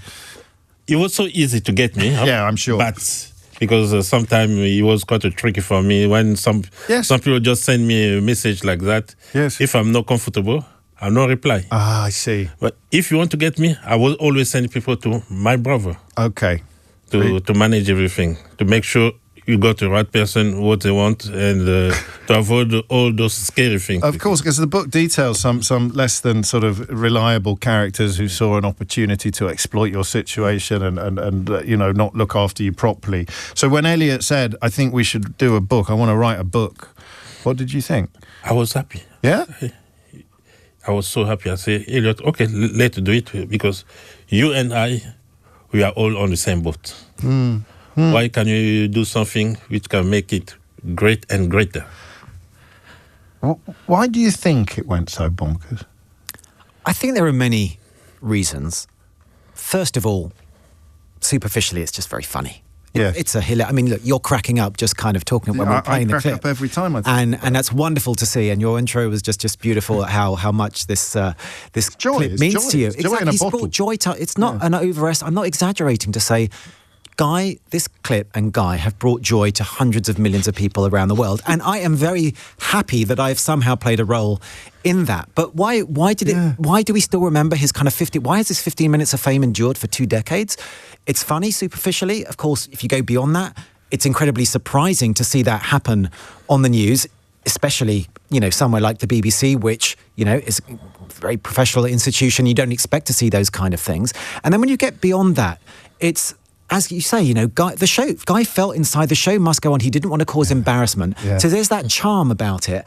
And then also, and this is something so many people have said to me, including the Hollywood producers who 20 years ago were going to make a movie out of this, and it only didn't get made because of a writer's strike in 2007. Even they would say to me, one of the reasons so many people watch that clip and they think, by the grace of God go I, what would I have done in that situation? And most people, and I'm talking like presenters or other people that you speak to, will say they would have probably just run off and they wouldn't have handled it half as well as Guy did. And so just all of that combined really just made it such a meaningful clip. And the other thing I would say is because it was before the social media age, I think Twitter came out later that year. MySpace was the biggest social media company. If anybody listening doesn't remember that, it was kind of, a kind of prehistoric version of Facebook. And so because of that, the fact that it did cut through meant that there was less competition. It was harder to cut through, but if you could cut through and it went viral, you were kind of home dry because there was less competition than there is today. Yeah, I still think that some moments will be so magical that they would even cut through today, and I still, for me at least, this would be one of them. I think because, as Elliot's touched on, Guy, it's because I think we all felt that we were sitting with you. Once you did that face, once we knew. And did she know? Did the interviewer know? I mean, was sort of wondering I'll be honest with you. I wasn't able to speak to Karen despite my best efforts. Okay. From Simon Waldman, the morning editor there, who is up in Scotland dealing with elections. From Simon Waldman, he understood from Karen that a message got to him that this guy didn't seem to know much about the subject and therefore have something as backup. But Guy will tell you that no one spoke to him before the interview, and it was just kind of like, sit down. Here we go. They sit down, and off you go. So lights, camera, action. It's inconclusive. Because from that moment of that facial expression, I think everybody was sitting next to you. I think everybody was just sort of going, he's going to get through this. He's going to get to the end of the interview. He's not supposed to be there, but he's going to get to the end of the interview. 2 things we should clear up. You didn't get the job in data cleansing. I didn't. It's outrageous. People still asking that question every day. Of course they do. Every day. And you mentioned that Guy Cuny is no longer with us, but as you say, he was one of the finest technology journalists of his generation. What did he make of it all? He was not happy, understandably, I should say. And I should say, when the penny dropped for me, which was after I'd shown Guy Goma out the building, I went back to my little booth where we're doing the business news. A producer from the main News 24 programme comes to my desk and asks me, have you got a Guy Cuny as a guest? Yeah. And I say, yes. He's like, he's waiting in stage door reception, the other reception. Apparently, like he's been waiting there quite a while. Yeah. So that, for me, was when the penny dropped. Right. So when I heard that, I ran down to the other reception, found Guy Cuny there, who, by the way, looked just like his picture, and apologised more profusely than I've ever apologised before or ever will, said I'd make everything right. We pre-recorded an interview with him, left a message for the person replacing me on shift later in the day. Whatever you do, you must run this. And they didn't run it. And so that, understandably, again, further upset him, of course. And may or may not have led to some kind of official complaint, which, again, didn't do me any favours either. No, I suppose you're the victim of this and you're the star, aren't you? That's the way that's the yin and yang. He created you. It's like the Shakespearean drama. Guy, thank you so much. Elliot, thank you so much for coming in. The Wrong Guy by Elliot Gotkin with Guy Goma is out now. And one thing I wanted to do during this interview is establish beyond any reasonable doubt that the story merits at least one book and could quite easily have merited a Hollywood film, because I don't know, it speaks to the universal. But I can't let you go without. You've got to do the face. You've got to do the face. I'll try my best. Okay. So, what do you think of this verdict? You're very surprised. You are the wrong man. That's not good enough. It's a beautiful thing. Guy, thank you. Elliot, thank you. Thanks so much. And The Wrong Guy is available. Is available now. It's such a pleasure to meet you. I never do this, but can I have a photograph? Of course. Thank you, Guy. James O'Brien on LBC. It is 11:57, and I hope that you could detect that none of my excitement or enthusiasm about that interview was feigned or exaggerated before they arrived. And what a lovely man, and well, a lovely sort of fortuitous moment that Elliot would be the producer involved and such a great storyteller himself. Just magnificent. I love it when things like that happen. If you can remember, we were talking, and thank you for all the kind words as well. It's nice to see you enjoyed it almost as much as I did. We were talking about the notion of conscious uncoupling, although we didn't call it that at the time. We were looking instead at the idea of people having reached the end of their marriage, or one partner having reached the end of their marriage, whether the other one realised it or not, but not being able to move on because of financial reasons, which is what prompted Faye in Hitchin to ring in. Faye, what would you like to say? Hello. Hello, Faye. Hi. Yeah, I wouldn't call it conscious uncoupling. I'd just say that we ended a version of our marriage, and we're probably a little bit different than most people because we still actually live together. Okay. So it's over. I mean, it's officially and explicitly over, but you're still living under the same roof. Well, I suppose it depends what you mean by over. I mean, I still love him very much, and I think he still loves me. He probably wouldn't admit that, but he would probably tell you a different story than what I tell you. But we have been together for a very long time. I was 26, I think, 27 when I met him, and I already had a child. So he took my child as his own, and we went on to have a further 3 children together. So we've got a total of 4 children. And around about 40, I just wasn't happy in the marriage. So nothing big or serious, no explosions. You just sort of realised that you just were bored, dissatisfied, unfulfilled? I think it was more me. I think now, after being 10 years away, I have apologised to him quite a few times that I blamed him, and I think sometimes I might get shouted at about this, but I think we do that as women without looking at ourselves.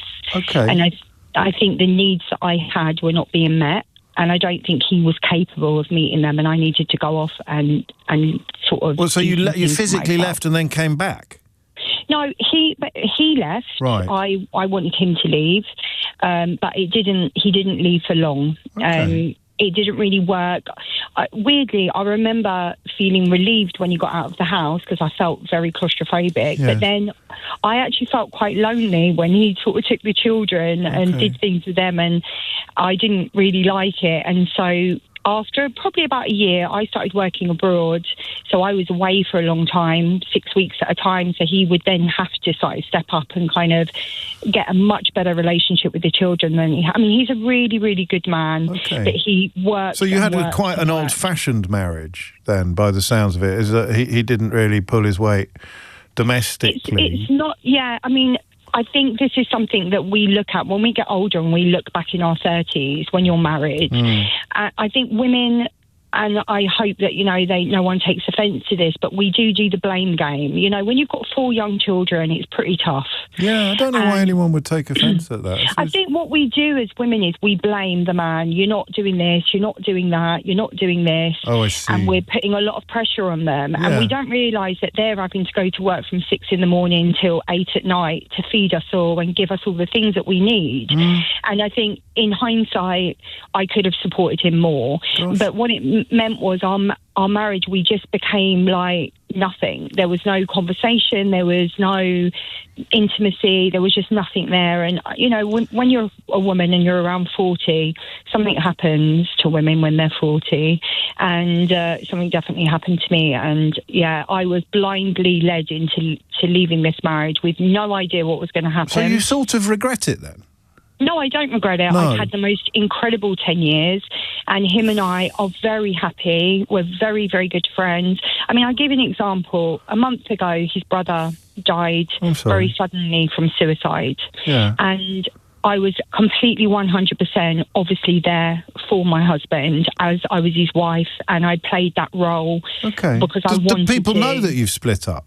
Outside of that, they do. Also think it's a little strange. I mean, it is a little strange, but if it works for you, it works for you. Yeah, at the funeral they played our wedding song, and in front of our children we danced to that song. We do everything together as a family. And do you see other people? I've been in a relationship for 8 years. Yeah. And does he stay over? No, that would be disrespectful to my husband. That is our family home. And what about him? Does he want to see other people? Well, he hasn't as of yet, but that's the kind of man he is. He's a very simple man. He's very happy with his lot, and maybe that's why You managed to find, it takes all sorts, doesn't it, Faye? Yeah, but we're very happy, and our children are very happy. And that, I think, is the most important thing of all. But, I feel already said it takes all sorts. It's not an experience I've come across before, but if it's working for you, it's working for you. Oh, and appropriately enough, it's Mystery Hour next. James O'Brien on LBC. You ever have something that you didn't realise was on your bucket list until it happened, and then you realised it was on your bucket list? That was me today, meeting Guy Goma. I'm still a little bit starstruck by that whole encounter. And I got a photo, thank you very much. I shall be adorning my social media with that later today, probably. But enough. It's Mystery Hour, your weekly opportunity to achieve the sort of satisfaction not ordinarily available anywhere else on your radio. You ring in, someone rings in with a question, and then someone else rings in with the answer. It may sound prosaic, predictable, even possibly dull, but it's none of those things. Quite the opposite, in fact. I don't know what the opposite of prosaic is, but it's unpredictable and never dull. As I will now prove between now and 1 o'clock. But I can do nothing without you. And you need to tell me the mystery with which you are currently wrestling, the conundrum with which you are currently struggling, the riddle which you are currently pondering. It doesn't write itself, this stuff, you know. And you ring in with that. My favourite contribution of the week is going to receive a prize. And that prize is a Mystery Hour game. You can either have the Mystery Hour board game or you can have the Mystery Hour travel game. It's in a tin. They're completely different. Many people have both and report equal levels of delight with both formats. So find out more about that at mysteryhour.co.uk and get the full terms and conditions for this official, actual grown-up adult radio competition with a proper prize at lbc.co.uk. I think that's pretty much it. I'm just going to indulge myself because I'll never get this chance again. I'm just going to do something. I never normally interrupt Mystery Hour, but, you know, what's the point of having a radio show if you can't do what you want on it? Within reason. Obviously, there's one thing I can't talk about today. But I just can I have this face now in front of me for the rest of the show? Well, Guy Cuny is the editor of the technology website News Wireless. Hello, good morning to you. Good morning. Were you surprised by this verdict today? I'm very surprised to see this verdict to come on me, because I was not expecting that. When I came, they told me something else, and I'm coming. You got an interview there, so it's a big surprise anyway. A big surprise? Exactly. Yeah. What would you do? How good would you be? Oh, whoa. Anyway, enough. David's in Brixham. David, question or answer? Hello, James. It's a question, but can I just say something quickly beforehand? Just thank you for being you, and thank you for your kindness and compassion and common sense. Thank you. That's a lovely thing to say. Thank you. Yes, you can say that, actually. You have my permission. Carry on. Thank you. The question, I have a bit of a slug problem, if you pardon the expression. Yes. For the last year, I've had to replace 2 dishwashers because the slugs, they climb over the kitchen counter and they end up in the dishwasher. And my question is, I do have other appliances in the kitchen, like the toaster, the kettle, and a food processor, etc., and they don't target those. Why the dishwasher? You've had to replace the dishwasher twice? Yes. So what do the slugs do to it? They blow it. As in, they get into the electrics and everything goes south? Yes. It just, the machine stops working. It goes dead. Well, I mean, what did the dishwasher engineer say? Had he come across this problem before? No, funny enough. He just said, well, he spotted the sludge from the slug, and he said, "You got slugs, mate." Well, you knew that? Well, I knew that because I've seen them on the kitchen counter. Where did they come from? Do they? Is the dishwasher the point of ingress and egress? Is that like their doorway to your dimension? That was our original question, and then the engineer had a look, and he even put a mesh, where there was an opening. Yeah. And everything is sealed. It's only behind the dishwasher. So they come under the counter. There are other fissures in the kitchen where they come through. Other what is? Other, fissures. Fissures, as in Fissures. Oh, perfectly spelled. Well, I thought you said fishes. I thought you had fish coming in as well as slugs, in which case you clearly have a flooding problem, not a slug problem. No, just slugs. So they're coming in from outside, and then they're bolting for the dishwasher. Yes. And you can't block up the other fissures. I have. And they're still coming. They're still coming in. This is oscillating between a comedy sketch and a horror film. Yes, exactly. What's the question? Why? What is it about the dishwasher and not the other appliances in the kitchen? Well, the water. No, why do slugs always come out in the rain in my garden? And they largely do here as well. So, although sometimes I have seen them when it's been dry. To be honest with you, I'm surprised you're not asking where they're coming from, but I suppose that would demand a slightly better familiarity with your kitchen. Exactly. I've never heard the like of it, to be honest, and that's not that surprising because the dishwasher engineer hasn't either. No, I mean, why didn't they blow up the oven or the toaster? Well, that's going to be the water. That's got to happen. I don't know. So an electrician might be able to tell us why a slug would gravitate. No. So no, an amphibious, a biologist might be able to tell us why a slug would gravitate towards the dishwasher, and then an electrician could tell us why a slug would fuse a dishwasher. I mean, what? Have you put down loads of salt? No, I haven't. Where I live, I've got very soft water, so I don't use salt in the machine. No, but have you just sprinkled salt everywhere to kill the slugs? I did before, but then I have done before, and then you just get salt everywhere, and you have to hoover it. It's just. Well, it's better than slugs, mate. I guess so. And you don't use dishwasher salt. You don't put dishwasher salt in the dishwasher. No, don't need to. I mean, if. Just excuse me for one moment, David, if you would. If you're tuning into this programme for the first time and you're wondering what on earth is going on, then don't worry. I've been presenting it for over 20 years and I don't know either. Sorry, David. I just wanted to get that out there. So the question is, why are they going for my dishwasher? Not where they're coming from. No, why are they going for the dishwasher? Okay. Yeah. I'll try and find out for you, mate. I mean, you're not interested in getting help in stopping them? I mean, it's not really that sort of phone-in, but to be honest, I think people are probably caring a lot now. I did think about it, but knowing you the way I know you, you probably would have cut me off. I wouldn't have taken that call, actually, at the beginning, but at the end of the conversation, if anyone wants to add ideas to how we can deal with David's slug infestation. Is it an infestation, would you say? Do you see a slug every day? No. How often? Every few days. Every few days, probably 2 or 3 times a week, maybe. Okay, well, what's the word for that, then? I mean, it could be the same slug moving slowly. It's an infestation. It's not an infestation. It's just a sort of... What is it? It's a slug problem. A problem. Yeah, well done. It's a slug problem. Coming through the fissures. No one wants slugs in their fissures. Right, let's find out. A, why the dishwasher? And B, if you're so minded to do it. It's not something that, I don't know, would a pest control expert ever be asked to deal with slugs? A gardener? But, anyway, there you go. I told you that Mystery Hour was unlike every other hour of the programme. Anne-Marie's in Barnet. Anne-Marie, question or answer?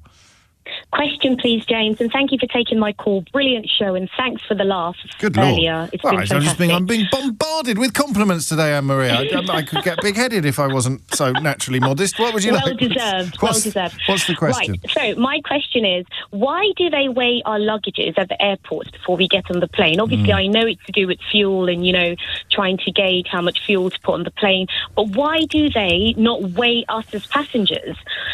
What's the logic behind that? Because surely you need to know the weight of the passengers on the plane in order to evenly distribute it, I'd like to think. And that's my question. Why are we not weighed, even though I probably wouldn't want to be weighed in public, but that's not the point. Well, it might be the point. It probably is the answer to the question, in that it would be... No, I mean it. In that it would be, quite enough... I mean, what are you going to do with the information? What are you going to... Oh, you better sit at the back, love.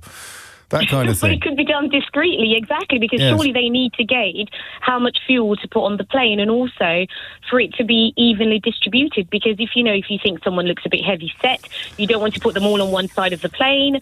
But obviously, you're giving your. Do you need to weigh them? Do you need to weigh? I mean, because you check in online these days, don't you? So you could end up with a horribly. I mean, what if you had? I'm going to choose. I'm going to be quite diplomatic now, Anne-Marie. So just bear with me a moment. Well, sumo. If you had a sumo wrestling team on the plane, right? Yeah. And they were all put on the left-hand side. Yeah.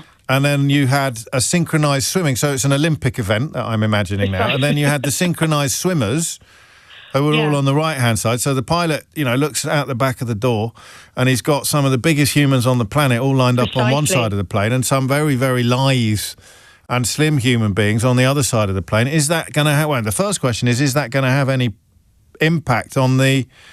Because it obviously doesn't, otherwise they would weigh us. So in a way, it's quite a circular question. I think it would, though. I think this could have... run me through your aviation qualifications, Anne-Marie. I haven't yet been accredited. I'm working on it. Yeah, because I don't know how many decades of experience suggest that it is not a problem, but you're convinced that it is.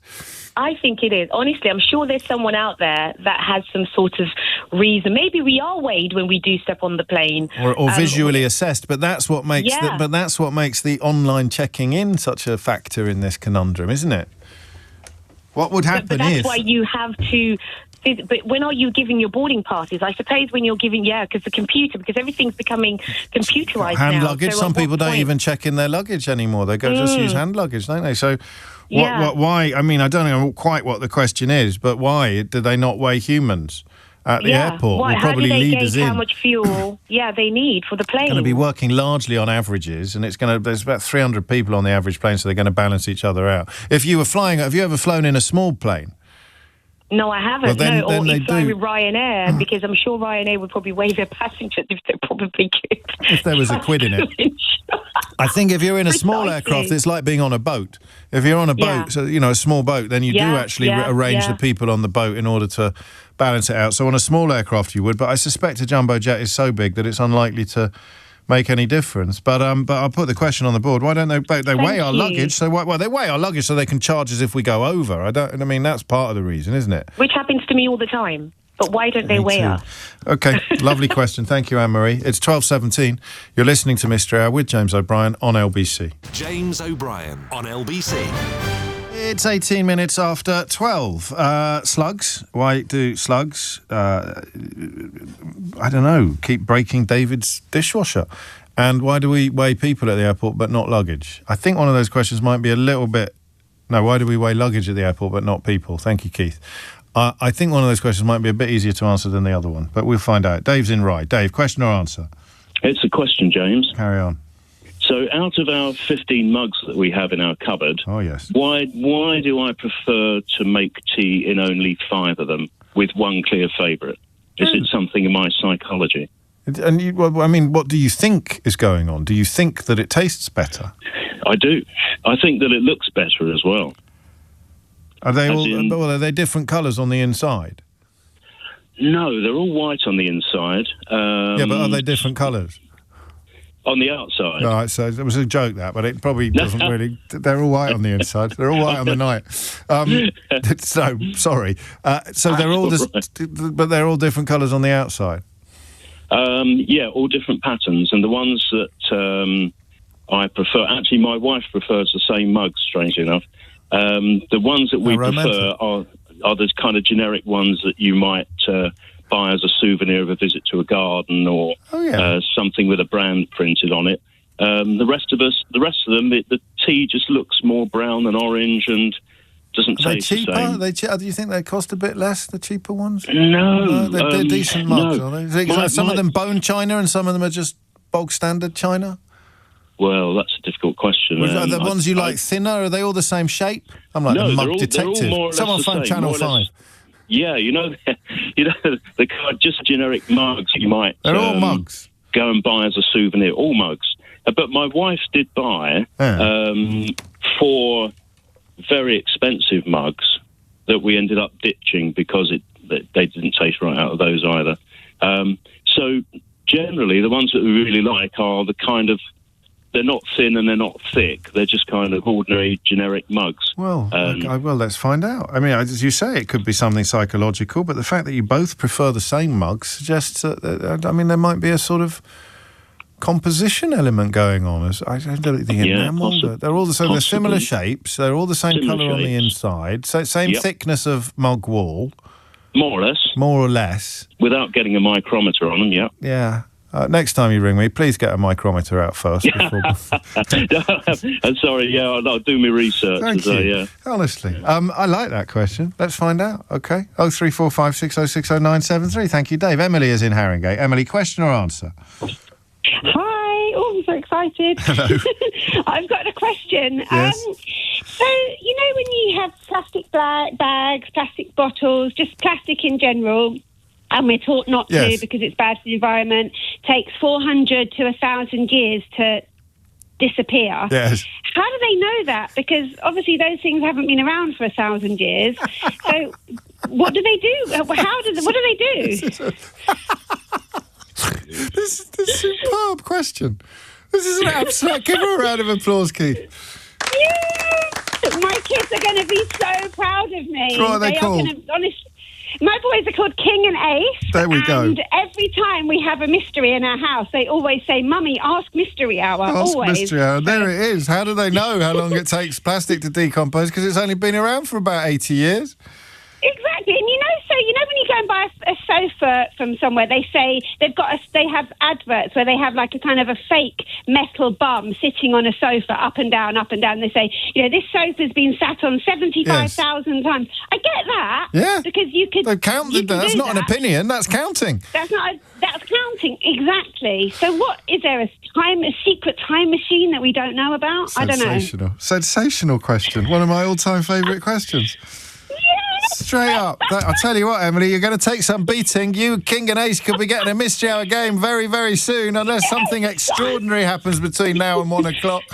I'm not even joking. Thank you. And I thought David Slugs were going to be ahead of the field by this point in proceedings as well. How do they know how long it takes a plastic to decompose, given that it only got invented quite recently? Helen is in Bonus in Scotland. Helen, question or answer? It's a question. Carry on, Helen. Right, apologies for this at lunchtime. What are you going to do? Well, exactly. Cats and gallbladders. Yes. So we've got 2 cats. One of them's a bit of a hunter, and even this morning I got delivered a mouse.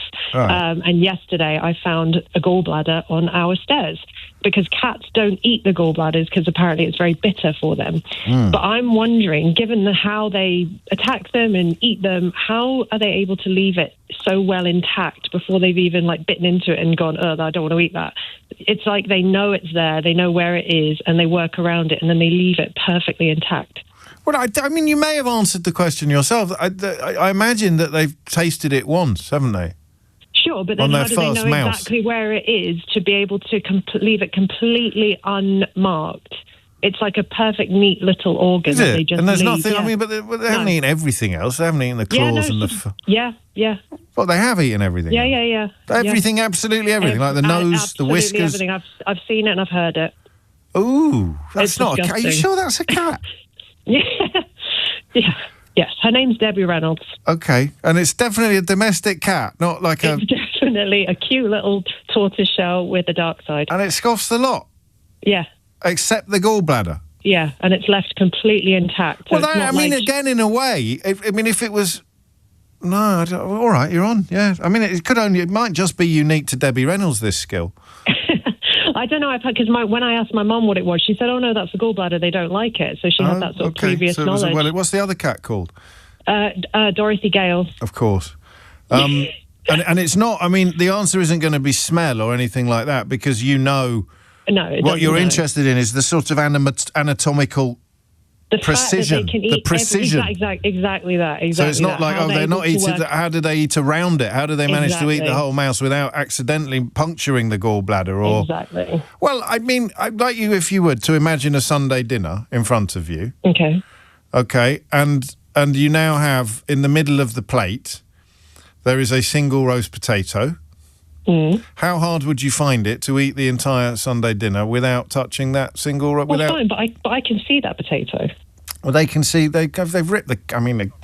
I know the cat's not got the way cutlery that I've teeth. It's seen got claws. the way that they eat mice. It's not like they, rip it apart and then look at all the and different carefully bits nudge and it then- around, No. but the gallbladder gets spared every time. Yeah. Is there anything you can do with gallbladders? Mice gallbladders? Is there anything? Like what? I don't know. I might use them to dye cloth or something like that. It's a very small thing and it tends to just go down the toilet. Okay. Can I ask a favour, please? Yeah, just hang on a minute. I need to make it absolutely clear because my inbox has gone a bit bonkers and sometimes that's a precursor to the phones being clogged up. We are not asking why cats don't like gallbladders. No. Thank you. We are asking how cats are capable of devouring an entire rodent while leaving a fully intact gallbladder on the carpet. Exactly. What's the favour? Right, my kids are off school today. It's an inset day and they will be listening. Could they please have a little shout out? Of course they can. What are their names? Their names are Bonnie and Andy. This is lovely. Bonnie, Andy, eat your peas, but stay away from gallbladders. Thanks, James. Thank you very much, and enjoy your inset day as well. It was a little bonus, aren't they? 12:27 is the time. Paul is in Hertford. Paul, question or answer? Answer, James. Good morning. Oh, carry on, Paul. Aircraft weights. Yes. Passengers. Yes. Standard weights are used for passengers. It's easier than weighing everybody. Yeah. So So they somebody take an somewhere with average, an a rough abacus- average, as it were. Yeah, and it will vary depending upon the size of the aircraft. So for your larger airliners, a male is assumed to weigh 84 kilos. Oh, yeah. 90 kilos for a male, 75 for a female, half that for a child, and nothing for a baby on a lap. Okay, and that will even out enough to ensure that there's not. What about my sumo wrestler synchronized swimming fantasy? Theory. He'll be offset by the yoga teacher. So, No, but what if I've got all the sumo wrestlers up one side of the plane and all the yoga teachers up the other side? Oh, you don't do that. In that case, the cabin crew look. On the smaller aircraft, it would be a problem. And something like a 787 that takes off at 250 tons. Yeah, the wings are so huge and the fuselage is relatively small, it's not going to make the blindest bit of difference to anything. So they would weigh us if they needed to, but they don't, is the answer to the question. They do, and we used to when I flew smaller aircraft. Yeah. Yes, sometimes you do. But the larger the aircraft, the less of a problem. The margins, in terms of performance, are bigger. So it's not an issue. And why do they weigh the luggage? Just for financial reasons? Probably, but also so they can distribute it in the hold and balance it out that way as well. So they can do that, but luggage is a lot easier to distribute than humans. Yeah, it is. Qualifications? Commercial pilot. That'll do nicely. Lovely stuff, Paul. From Paul to Pally. Pally's in Southall. Is it Pally or Paulie? Pally. Pally, question or answer? Question, please. Carry on. Right.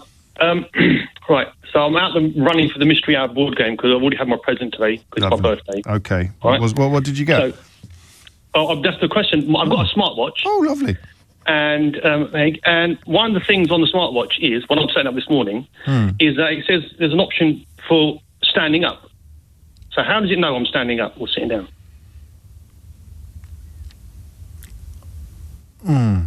Well, because if you've got your hand on your armrest, Keith's doing a little mime now, but your hand's on the armrest and you stand up and the watch is at the same place. Is it horizontal and vertical? I don't know.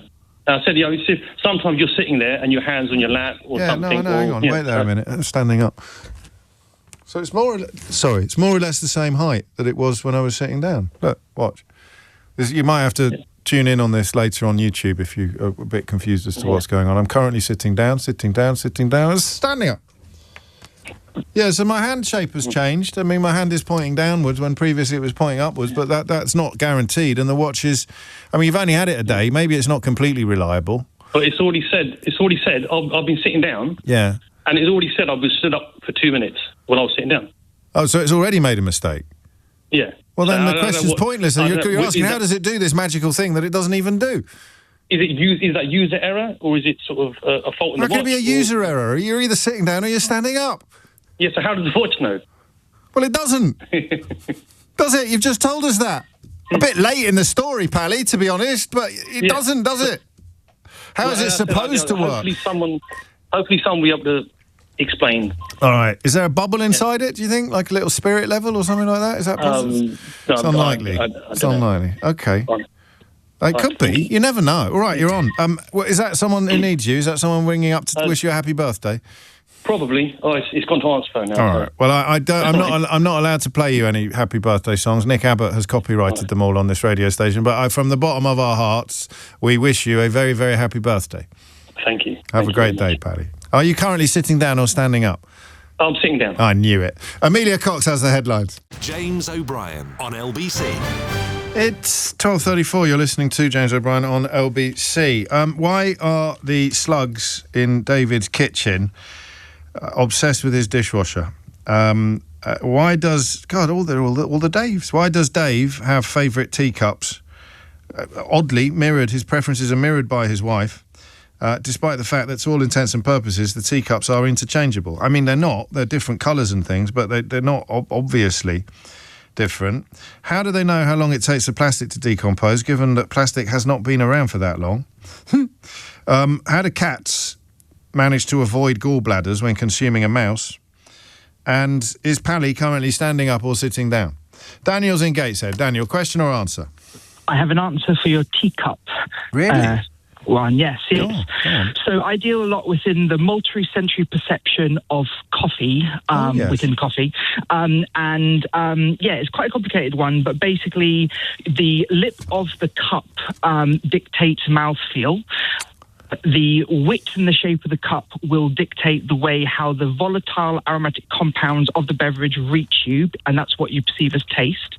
And then the colour of it then also has to do with the cross-modal effect that your brain does when experiencing something. So you will have a cup that has, so if you have a very thin rim, or even the shape of the rim, that will make it feel kind of quite watery. But if you have a rim that's kind of curved, in essence, that will make your beverage feel a more kind of like juicy or syrupy. It will kind of give it a heavier body. If you have something that's quite often like a tulip shape, that helps with kind of the aromatic compounds, or if it's narrow, then it will kind of also make it a bit more woody in some cases. And now this isn't the same for everyone because of that cross-modal effect. So we all experience life differently, and our brains fill in a lot of gaps. So you can have 3 cups of 3 different colours, and your brain, you can't make something that isn't there, but you can have a certain influence that will then heighten something that you're experiencing. So if you have a pink cup or a red cup, then it will maybe make it more floral. If you have it like yellow or green, well then those things that you just associate with yellow or green are kind of heightened. So there's this thing called the Buba-Kiki effect by a psychologist. No, stop it. I think 1924. What's it called? The Buba-Kiki effect. That's so for not, example, James, made that up. So James, yes? if I was to say, right, chocolate, to you, is it Buba or Kiki? Say it again. Is chocolate to you Buba or Kiki? Chocolate. I think it might be Buba. Right. I'm 52% Buba, 48% Kiki. If I was to say lemon, yeah. is lemon Kiki. Exactly, because Kiki is a sharper sound, and therefore it's a sharper kind of thing. Really? Yes. So a lot of it's psychological, and about 95% of the entire world's population, irrespective of culture, background, etc., will agree that that chocolate, for example, is Buba and lemon is Kiki, irrespective of culture, religion, background, everything. Well. So with regards to the cups, we'll all have our kind of favourite cups. Right? Yeah. Now, I can't remember the exact ins and outs of the gentleman and his wife, but yes, they probably have quite similar tastes, quite similar experiences, etc., and therefore they just agree that those mugs, therefore that particular thickness, size, shape, etc., is what's nice for them. This is one of the finest answers in the history of Mystery Hour. And it's not the first one you've presided either, is it? Provided. It's not, no. Because I know what your qualifications are. You run a cafe in a park in Gateshead. I do indeed, yes, I do indeed. But to add to it, in January, I attended a multi-sensory course by Dr. Fabiana Carvalho from the University of Campania in Brazil, and she is a neuroscientist and biochemist, and we distilled all of this. And so is it Prism coffee? It is indeed, yeah. So if I come to Prism Coffee in Saltwell Park in Gateshead, see, some people think I don't keep a track of my favourite callers, and I were to order a drink. Honestly, how much of what? Hang on, let me get it out there, Booba Kiki. How much of what we've learned, what you've learned, would actually be brought to bear on my coffee drinking experience in Prism Coffee in Saltwell Park? So in Prism Coffee in Saltwell Park, not much, because we only serve out of paper cups because it's takeaway, because only serve through a window, right? Yes. In the future, if I was to open up a sit-down coffee shop, I'm actually currently in the middle of designing my own cup with my brother, who owns a ceramic studio in south of Munich. This is just sensational. And yeah, very, very particular about the shape. So you're going to make a cup. You're going to make the Uber cup. The cup of cups. Well, no, there is no such thing. Well, of course there's not, because we all experience life differently. Exactly, right? So all I can do, people who might criticise my coffee or whatever it is, it's whatever. It makes no difference to me, because there's nothing I can do about their You know that you have produced a quality brew, and if you, it's a bit like one of those weirdos that can't eat coriander. You can't blame the chef, can you? That's genetic. I know, but you can't blame the chef. So you can only taste 5 things, right? So now, for example, bitterness and acidity is genetic, while everything else is basically environmental. Yes. So there are about 50% of the population experience bitterness in generally the same kind of way. And then there's 25% who are called non-tasters, and they perceive bitterness incredibly low. So they're the kind of people that love their incredibly bitter coffee, their 100% chocolates, all those sort of things, because the receptors on their tongue... I went to school with a lad who'd eat a lemon like the rest of us ate oranges. Yes. He would be. He'd be that latter category. Yeah, exactly. And there was, so it would be a and then you also get super tasters. Now, super tasters isn't really what it says. It's not a great label, right? But they're people who are oversensitive. Now, just because you're oversensitive, you wouldn't want to be a super taster necessarily. Exactly. It depends on your cross-model effect. So you might be a super taster and actually just love it. It just doesn't really happen to me, but I'm a little bit lost for words. If you'd told me that someone ringing in to ask about their favourite mug was going to prompt what it is about to prompt, I would have laughed you out of the studio. Have you had one before? One what, sorry? A Ray Liotta. I haven't, no. Well, you've got one now. I'm Ray Liotta, and you're listening to James O'Brien on LBC. If you build it, they will come. I almost wish there was some sort of certificate that you could put up in the coffee shop. That was magnificent, Daniel. That was a beautiful combination of expertise, enthusiasm, but also top quality communication skills. That was a pleasure to witness. Thank you. Thank you very much, James. No, thank you. Is business all right? Is business good? Let's get people down to get yourself down Prism Coffee and get yourself a delicious drink. Are you still doing the black pudding sausage roll? I am indeed, yes. So is that a sausage roll with a bit of black pudding in it, or is it a sausage roll that is full of black pudding? So this is where thousands of people are going to have their minds blown. It's actually vegan. Whoa. So basically we use Bury's black pudding. So they've been making black pudding for over 150 years. They have. But they make a vegan one, which instead of using blood, uses black beans. It's the exact same spice mix and everything. But the difference is that if you were to use a blood black pudding purely within a sausage roll, it would just go really mushy. So you have to cut it with the sausage meat. Now, with the vegan one, you don't have to do that. So what we do is we add a little bit of vital wheat gluten, right, which adds a bit more protein, a bit more firmness, which means we can make it purely out of black pudding. So it is the most black pudding sausage roll you could ever have. I could listen to you all day, honestly. Thank you. I can't give you any more than a Ray Liotta.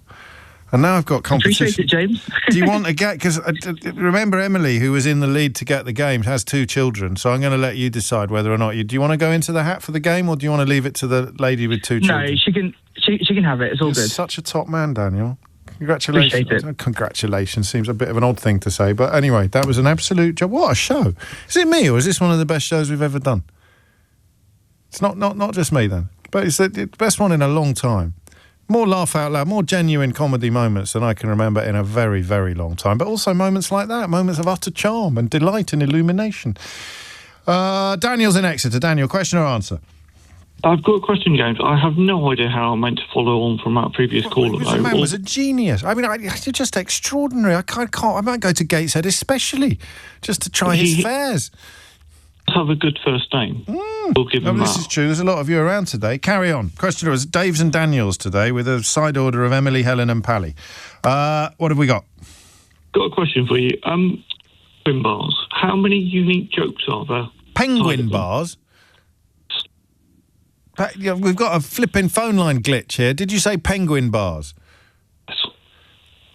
That was almost deliberately done. Right, just wave, okay? Nod once for yes and twice for no. Did you say penguin bars? Yes, I did, yes. Yes, right. And they have jokes on them? Yes. Right, I can't do that. Well, how did this happen? It's just because I jinxed it by saying it's one of the best shows we've ever done. So now they've decided to put through a call with a... So they've got unique... I didn't even know this. I haven't had a penguin bar for years. I prefer a Viscount or a Viscount, you know, the minty ones. Both of which I think don't have chocolate on them anymore, but they have a chocolate-flavoured coating. I hope I'm not maligning the penguin when I say that, but because that gets you into all sorts of trouble. Just ask Batman. But he's back. Are you back? Are you on a better line? Is this any better, James? Yes, absolutely, infinitely. Okay, so penguin bars. How many unique jokes are there on the sides of on the packets? Each individual penguin has a joke on it, does it? Correct. And how many have you counted so far? 6 or 8. Is that all? And how often do you have a penguin? Every few days, maybe. So you've got through quite a lot of penguins, and you've only come across half a dozen or so jokes. Well, I mean, I don't always eat. I'm not pressuring you. I sound like I'm badgering the witness. I'm just curious. I'm not. Is that true? Guess how many penguins Keith eats every day? I don't know, maybe 2 or 3. 2 a day, mate. 2 penguins every day. So Keith could be quite well qualified to answer this. I know. It's a shame that we are professionally required to completely ignore him. Do you notice the jokes? Do you read the jokes on every single one? Sometimes he shares it with the producers in the other room. God, all the fun goes on that side of the wall, doesn't it? Eh? Exactly. And how often does it come round again, Keith? Sorry, Daniel, I'm just talking to Keith. You get the same joke in a pack of 7. Have you ever had that, Daniel? Yeah, but when I get another pack of them, there's entirely different jokes on them. I like this question, Daniel. It's a bit late in the day, but if we can find out, we will. How many individual, unique jokes are there on penguin packets? Thanks very much, James. Thank you very much. No, thank you, Daniel. It's 12:46. James O'Brien on LBC. 12:49 is the time. Prism with a M. Prism. P-R-I-S-M for mama. Ma. What's Ma in the NATO alphabet? M for Malcolm.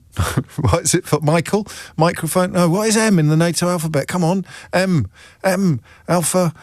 Bravo. What? Murdoch? Mother? It's not mother. Is it mother? What's M? What is M in the NATO alphabet? Anyway, P-R-I-S-M for murder. Not prison. There's loads of people currently in Gateshead trying to find the prison cafe. And as far as I'm aware, there isn't one. But Daniel's magnificent establishment is Prism Cafe. And it's in Saltwell Park, so you shouldn't need much help finding it. OK? Thank you. Mike. Not Mother. Keith, honestly. Is K Keith? Should be. Doug's in Brighton. Doug, question or answer? Hi, James. It's an answer. Carry on, Doug. It's about the cat's, how should we put it, table manners and why they leave the gallbladders. Yeah. Well, the reason why they leave it, first of all, is if you think about, what gallbladders do, it's not very nice. They produce bile. And if you've ever been that ill to the point where you are just producing bile, you'll know how foul that is. So bile not only smells awful, it tastes awful. We kind of knew that bit. Yeah, we did. So that's why the cat has no interest in eating it. Do you know you've just done something really interesting? Oh, yeah. So I was watching Louis Theroux earlier on Amelia de Moldenberg's show, the chicken shop thing that she does with famous people. Yes. And she asked him a brilliant question. What's a better question, why or how? And he quite correctly answered why. And I'm the same. I always think why is a much better question than how. And the example Louis gave was that if someone's murdered someone and you say, how did you murder them? And they say, well, I strangled him. That's it. It's the end of the conversation. Say, why did you murder them? Then you've got a podcast series. You've got an absolutely... Yeah, but this is the opposite. The cat's gallbladder, I'm more interested in the how than the why. The why is quite easy because it's vile. I'm getting to that. I know you are. I'm just providing a bit of colour. Thank you. Carry on. I'm sorry, I was a little dull with colour. No, you weren't dull at all. You weren't dull. I was just struck by that. This is an example of the how is a better question than why, the why is a better question than how, not being completely true all the time. But here we are. So how does a cat avoid the gallbladder? Okay. Well, cats don't look at their food because they can't see. Their short-term vision, their short-range vision is rubbish. You put something in front of a cat and they won't really be able to see it if it's any closer than about 3 inches. But what they do have is an incredibly well-developed sense of smell and taste. So they know exactly what they're doing. So it's not necessarily that they will eat their way around the gallbladder. You get the same sort of thing with polar bears. They do it with seal liver. They don't eat the liver because So what Helen's done, and what we've all done consequently, is imagine that cats have exactly the same skills and palate and senses as a human. Yeah. But they don't. They don't. It's all smell and taste. And what the cat will do, because clearly a mouse's gallbladder is a great deal smaller than a cat's mouth, the cat will nip it out and then just spit it out. And then continue to eat. Because any of those internal organs, like the liver, like the gallbladder, aren't really very firmly anchored. They sort of, move about inside the body cavity to a degree. They're not sort of fixed on. You'd sniff it out, and then sniff it out, nip it out, spit it out. Nip it out, spit it out, and then carry on their meal. Sniff it, nip it, spit it. It's like see it, say it, sort it. Pick it, lick it, roll it, flick it, whichever you want to do. You've lowered the tone there, Doug, frankly. Qualifications? I've spoken to you before. I'm normally talk to you about insects, but it turns out I'm not bad at general anatomy, and I've got a cat. Paleontology, was it? What was it? No. That was the one. Yeah, paleoentomology. Well done. Well lovely job. Round of applause for Doug. Thank you. Thank you. Cross that one off. We're not crossing a lot off today, but that's fine because we're having fun. Charlie's in Newton Abbot. Charlie, question or answer? I've got an answer for you, James. Carry on, Charlie. It's about your dishwashers and slugs. Oh, yes. Primarily, it's food. Food are basically slugs are attracted to food, and dishwashers have food in them because if I can speak properly, because people don't generally clean their plates off properly. Oh, no, I mean, there's a big debate about how much rinsing you're supposed to do before you put a plate in the dishwasher. You're generally supposed to rinse your plate off before you put it into a dishwasher, because generally a dishwasher is as classed as an autoclave, so it only heats, it only sterilises, really. Okay. But the reason that a slug is attracted to it, one is food, but what a slug will do to it is it will destroy electronics. Yes. You've heard about this before? You've come across this before? Yes, I have. Slugs in dishwashers? Yeah, well, I do. It's my living. That's how but you have, because David got a dishwasher person round and he'd never heard of it before. So you have come across slugs in dishwashers before? Oh, yeah, slugs in dishwashers before. It's like the sequel to Snakes on a Plane. Oh, yes. Slugs in dishwashers. But yeah, it's electronics. It's also, believe it or not, slugs trails that they leave will affect they'll affect sensors in a dishwasher. Wow. And also, they will block pipes. So they will crawl up the waste pipe and they will block it. Ooh. Generally, what blocks a pipe, though, is fat more than anything, but that's what slugs are attracted to. God, this is magnificent. Is there anything he can do? What advice would you give him if he called you in to fix his problem? Well, if it was a commercial dishwasher, I would have pretty much most things apart. Electronics-wise, you can't really... If it's older than 9 years old, you might as well buy a new dishwasher. He's replaced it twice, Charlie, already. Yeah. But how can he stop the slugs? Rinse his plates? How can you stop the slugs? Rinse the plates. Yeah, Are you serious? That would do the job? Seriously, I would clean the filters in the dishwasher because people don't clean the filters I do, actually. Yeah, but people don't. They just don't do it. They don't. Filthy animals. You filthy animals. Oh, yes. Qualifications? I'm a laundry catering engineer. That's magnificent. So you do this kind of stuff on an industrial scale? I do this for basically commercial. Yeah. Sensational. It's got you a round of applause, that has. And it's probably got David a solution to his slug problem in that he's got to take away the temptation. Take away the temptation. Great work, Charlie. Thank you. Dan's in Pencoed. Is it? Almost Pencoed. Pencoed. Question or answer? Answer to the penguin question. Carry on. So there was a YouTuber who actually asked this same question a few months ago. Oh, yeah. So he basically sat in a car park of a supermarket, going in and out, buying multi-packs to sort of figure out the same question. So he started out just getting, I think it was 4 packs, and noticed that 2 of the packs had the same jokes in them, but also different fronts. Oh. So he went in and got another 4 packs. I think he ended up with about 8 packs of 8. The numbers could be wrong there, but he ended up with 9 individual jokes. So it doesn't necessarily mean that is the exact number of jokes there are, but they were different in different multi-packs. Have they always been there? I couldn't tell you if they've always been there. I mean, I don't remember jokes in Penguins. Penguins. On them. I don't remember. Maybe I just never noticed.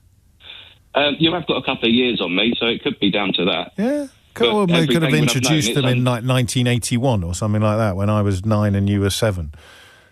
I appreciate that, but underneath the flap where the sort of like wrapping. Yeah, no, I know. Keith. Turns out Keith's a bloody expert on this, but I had no idea they had jokes on penguins.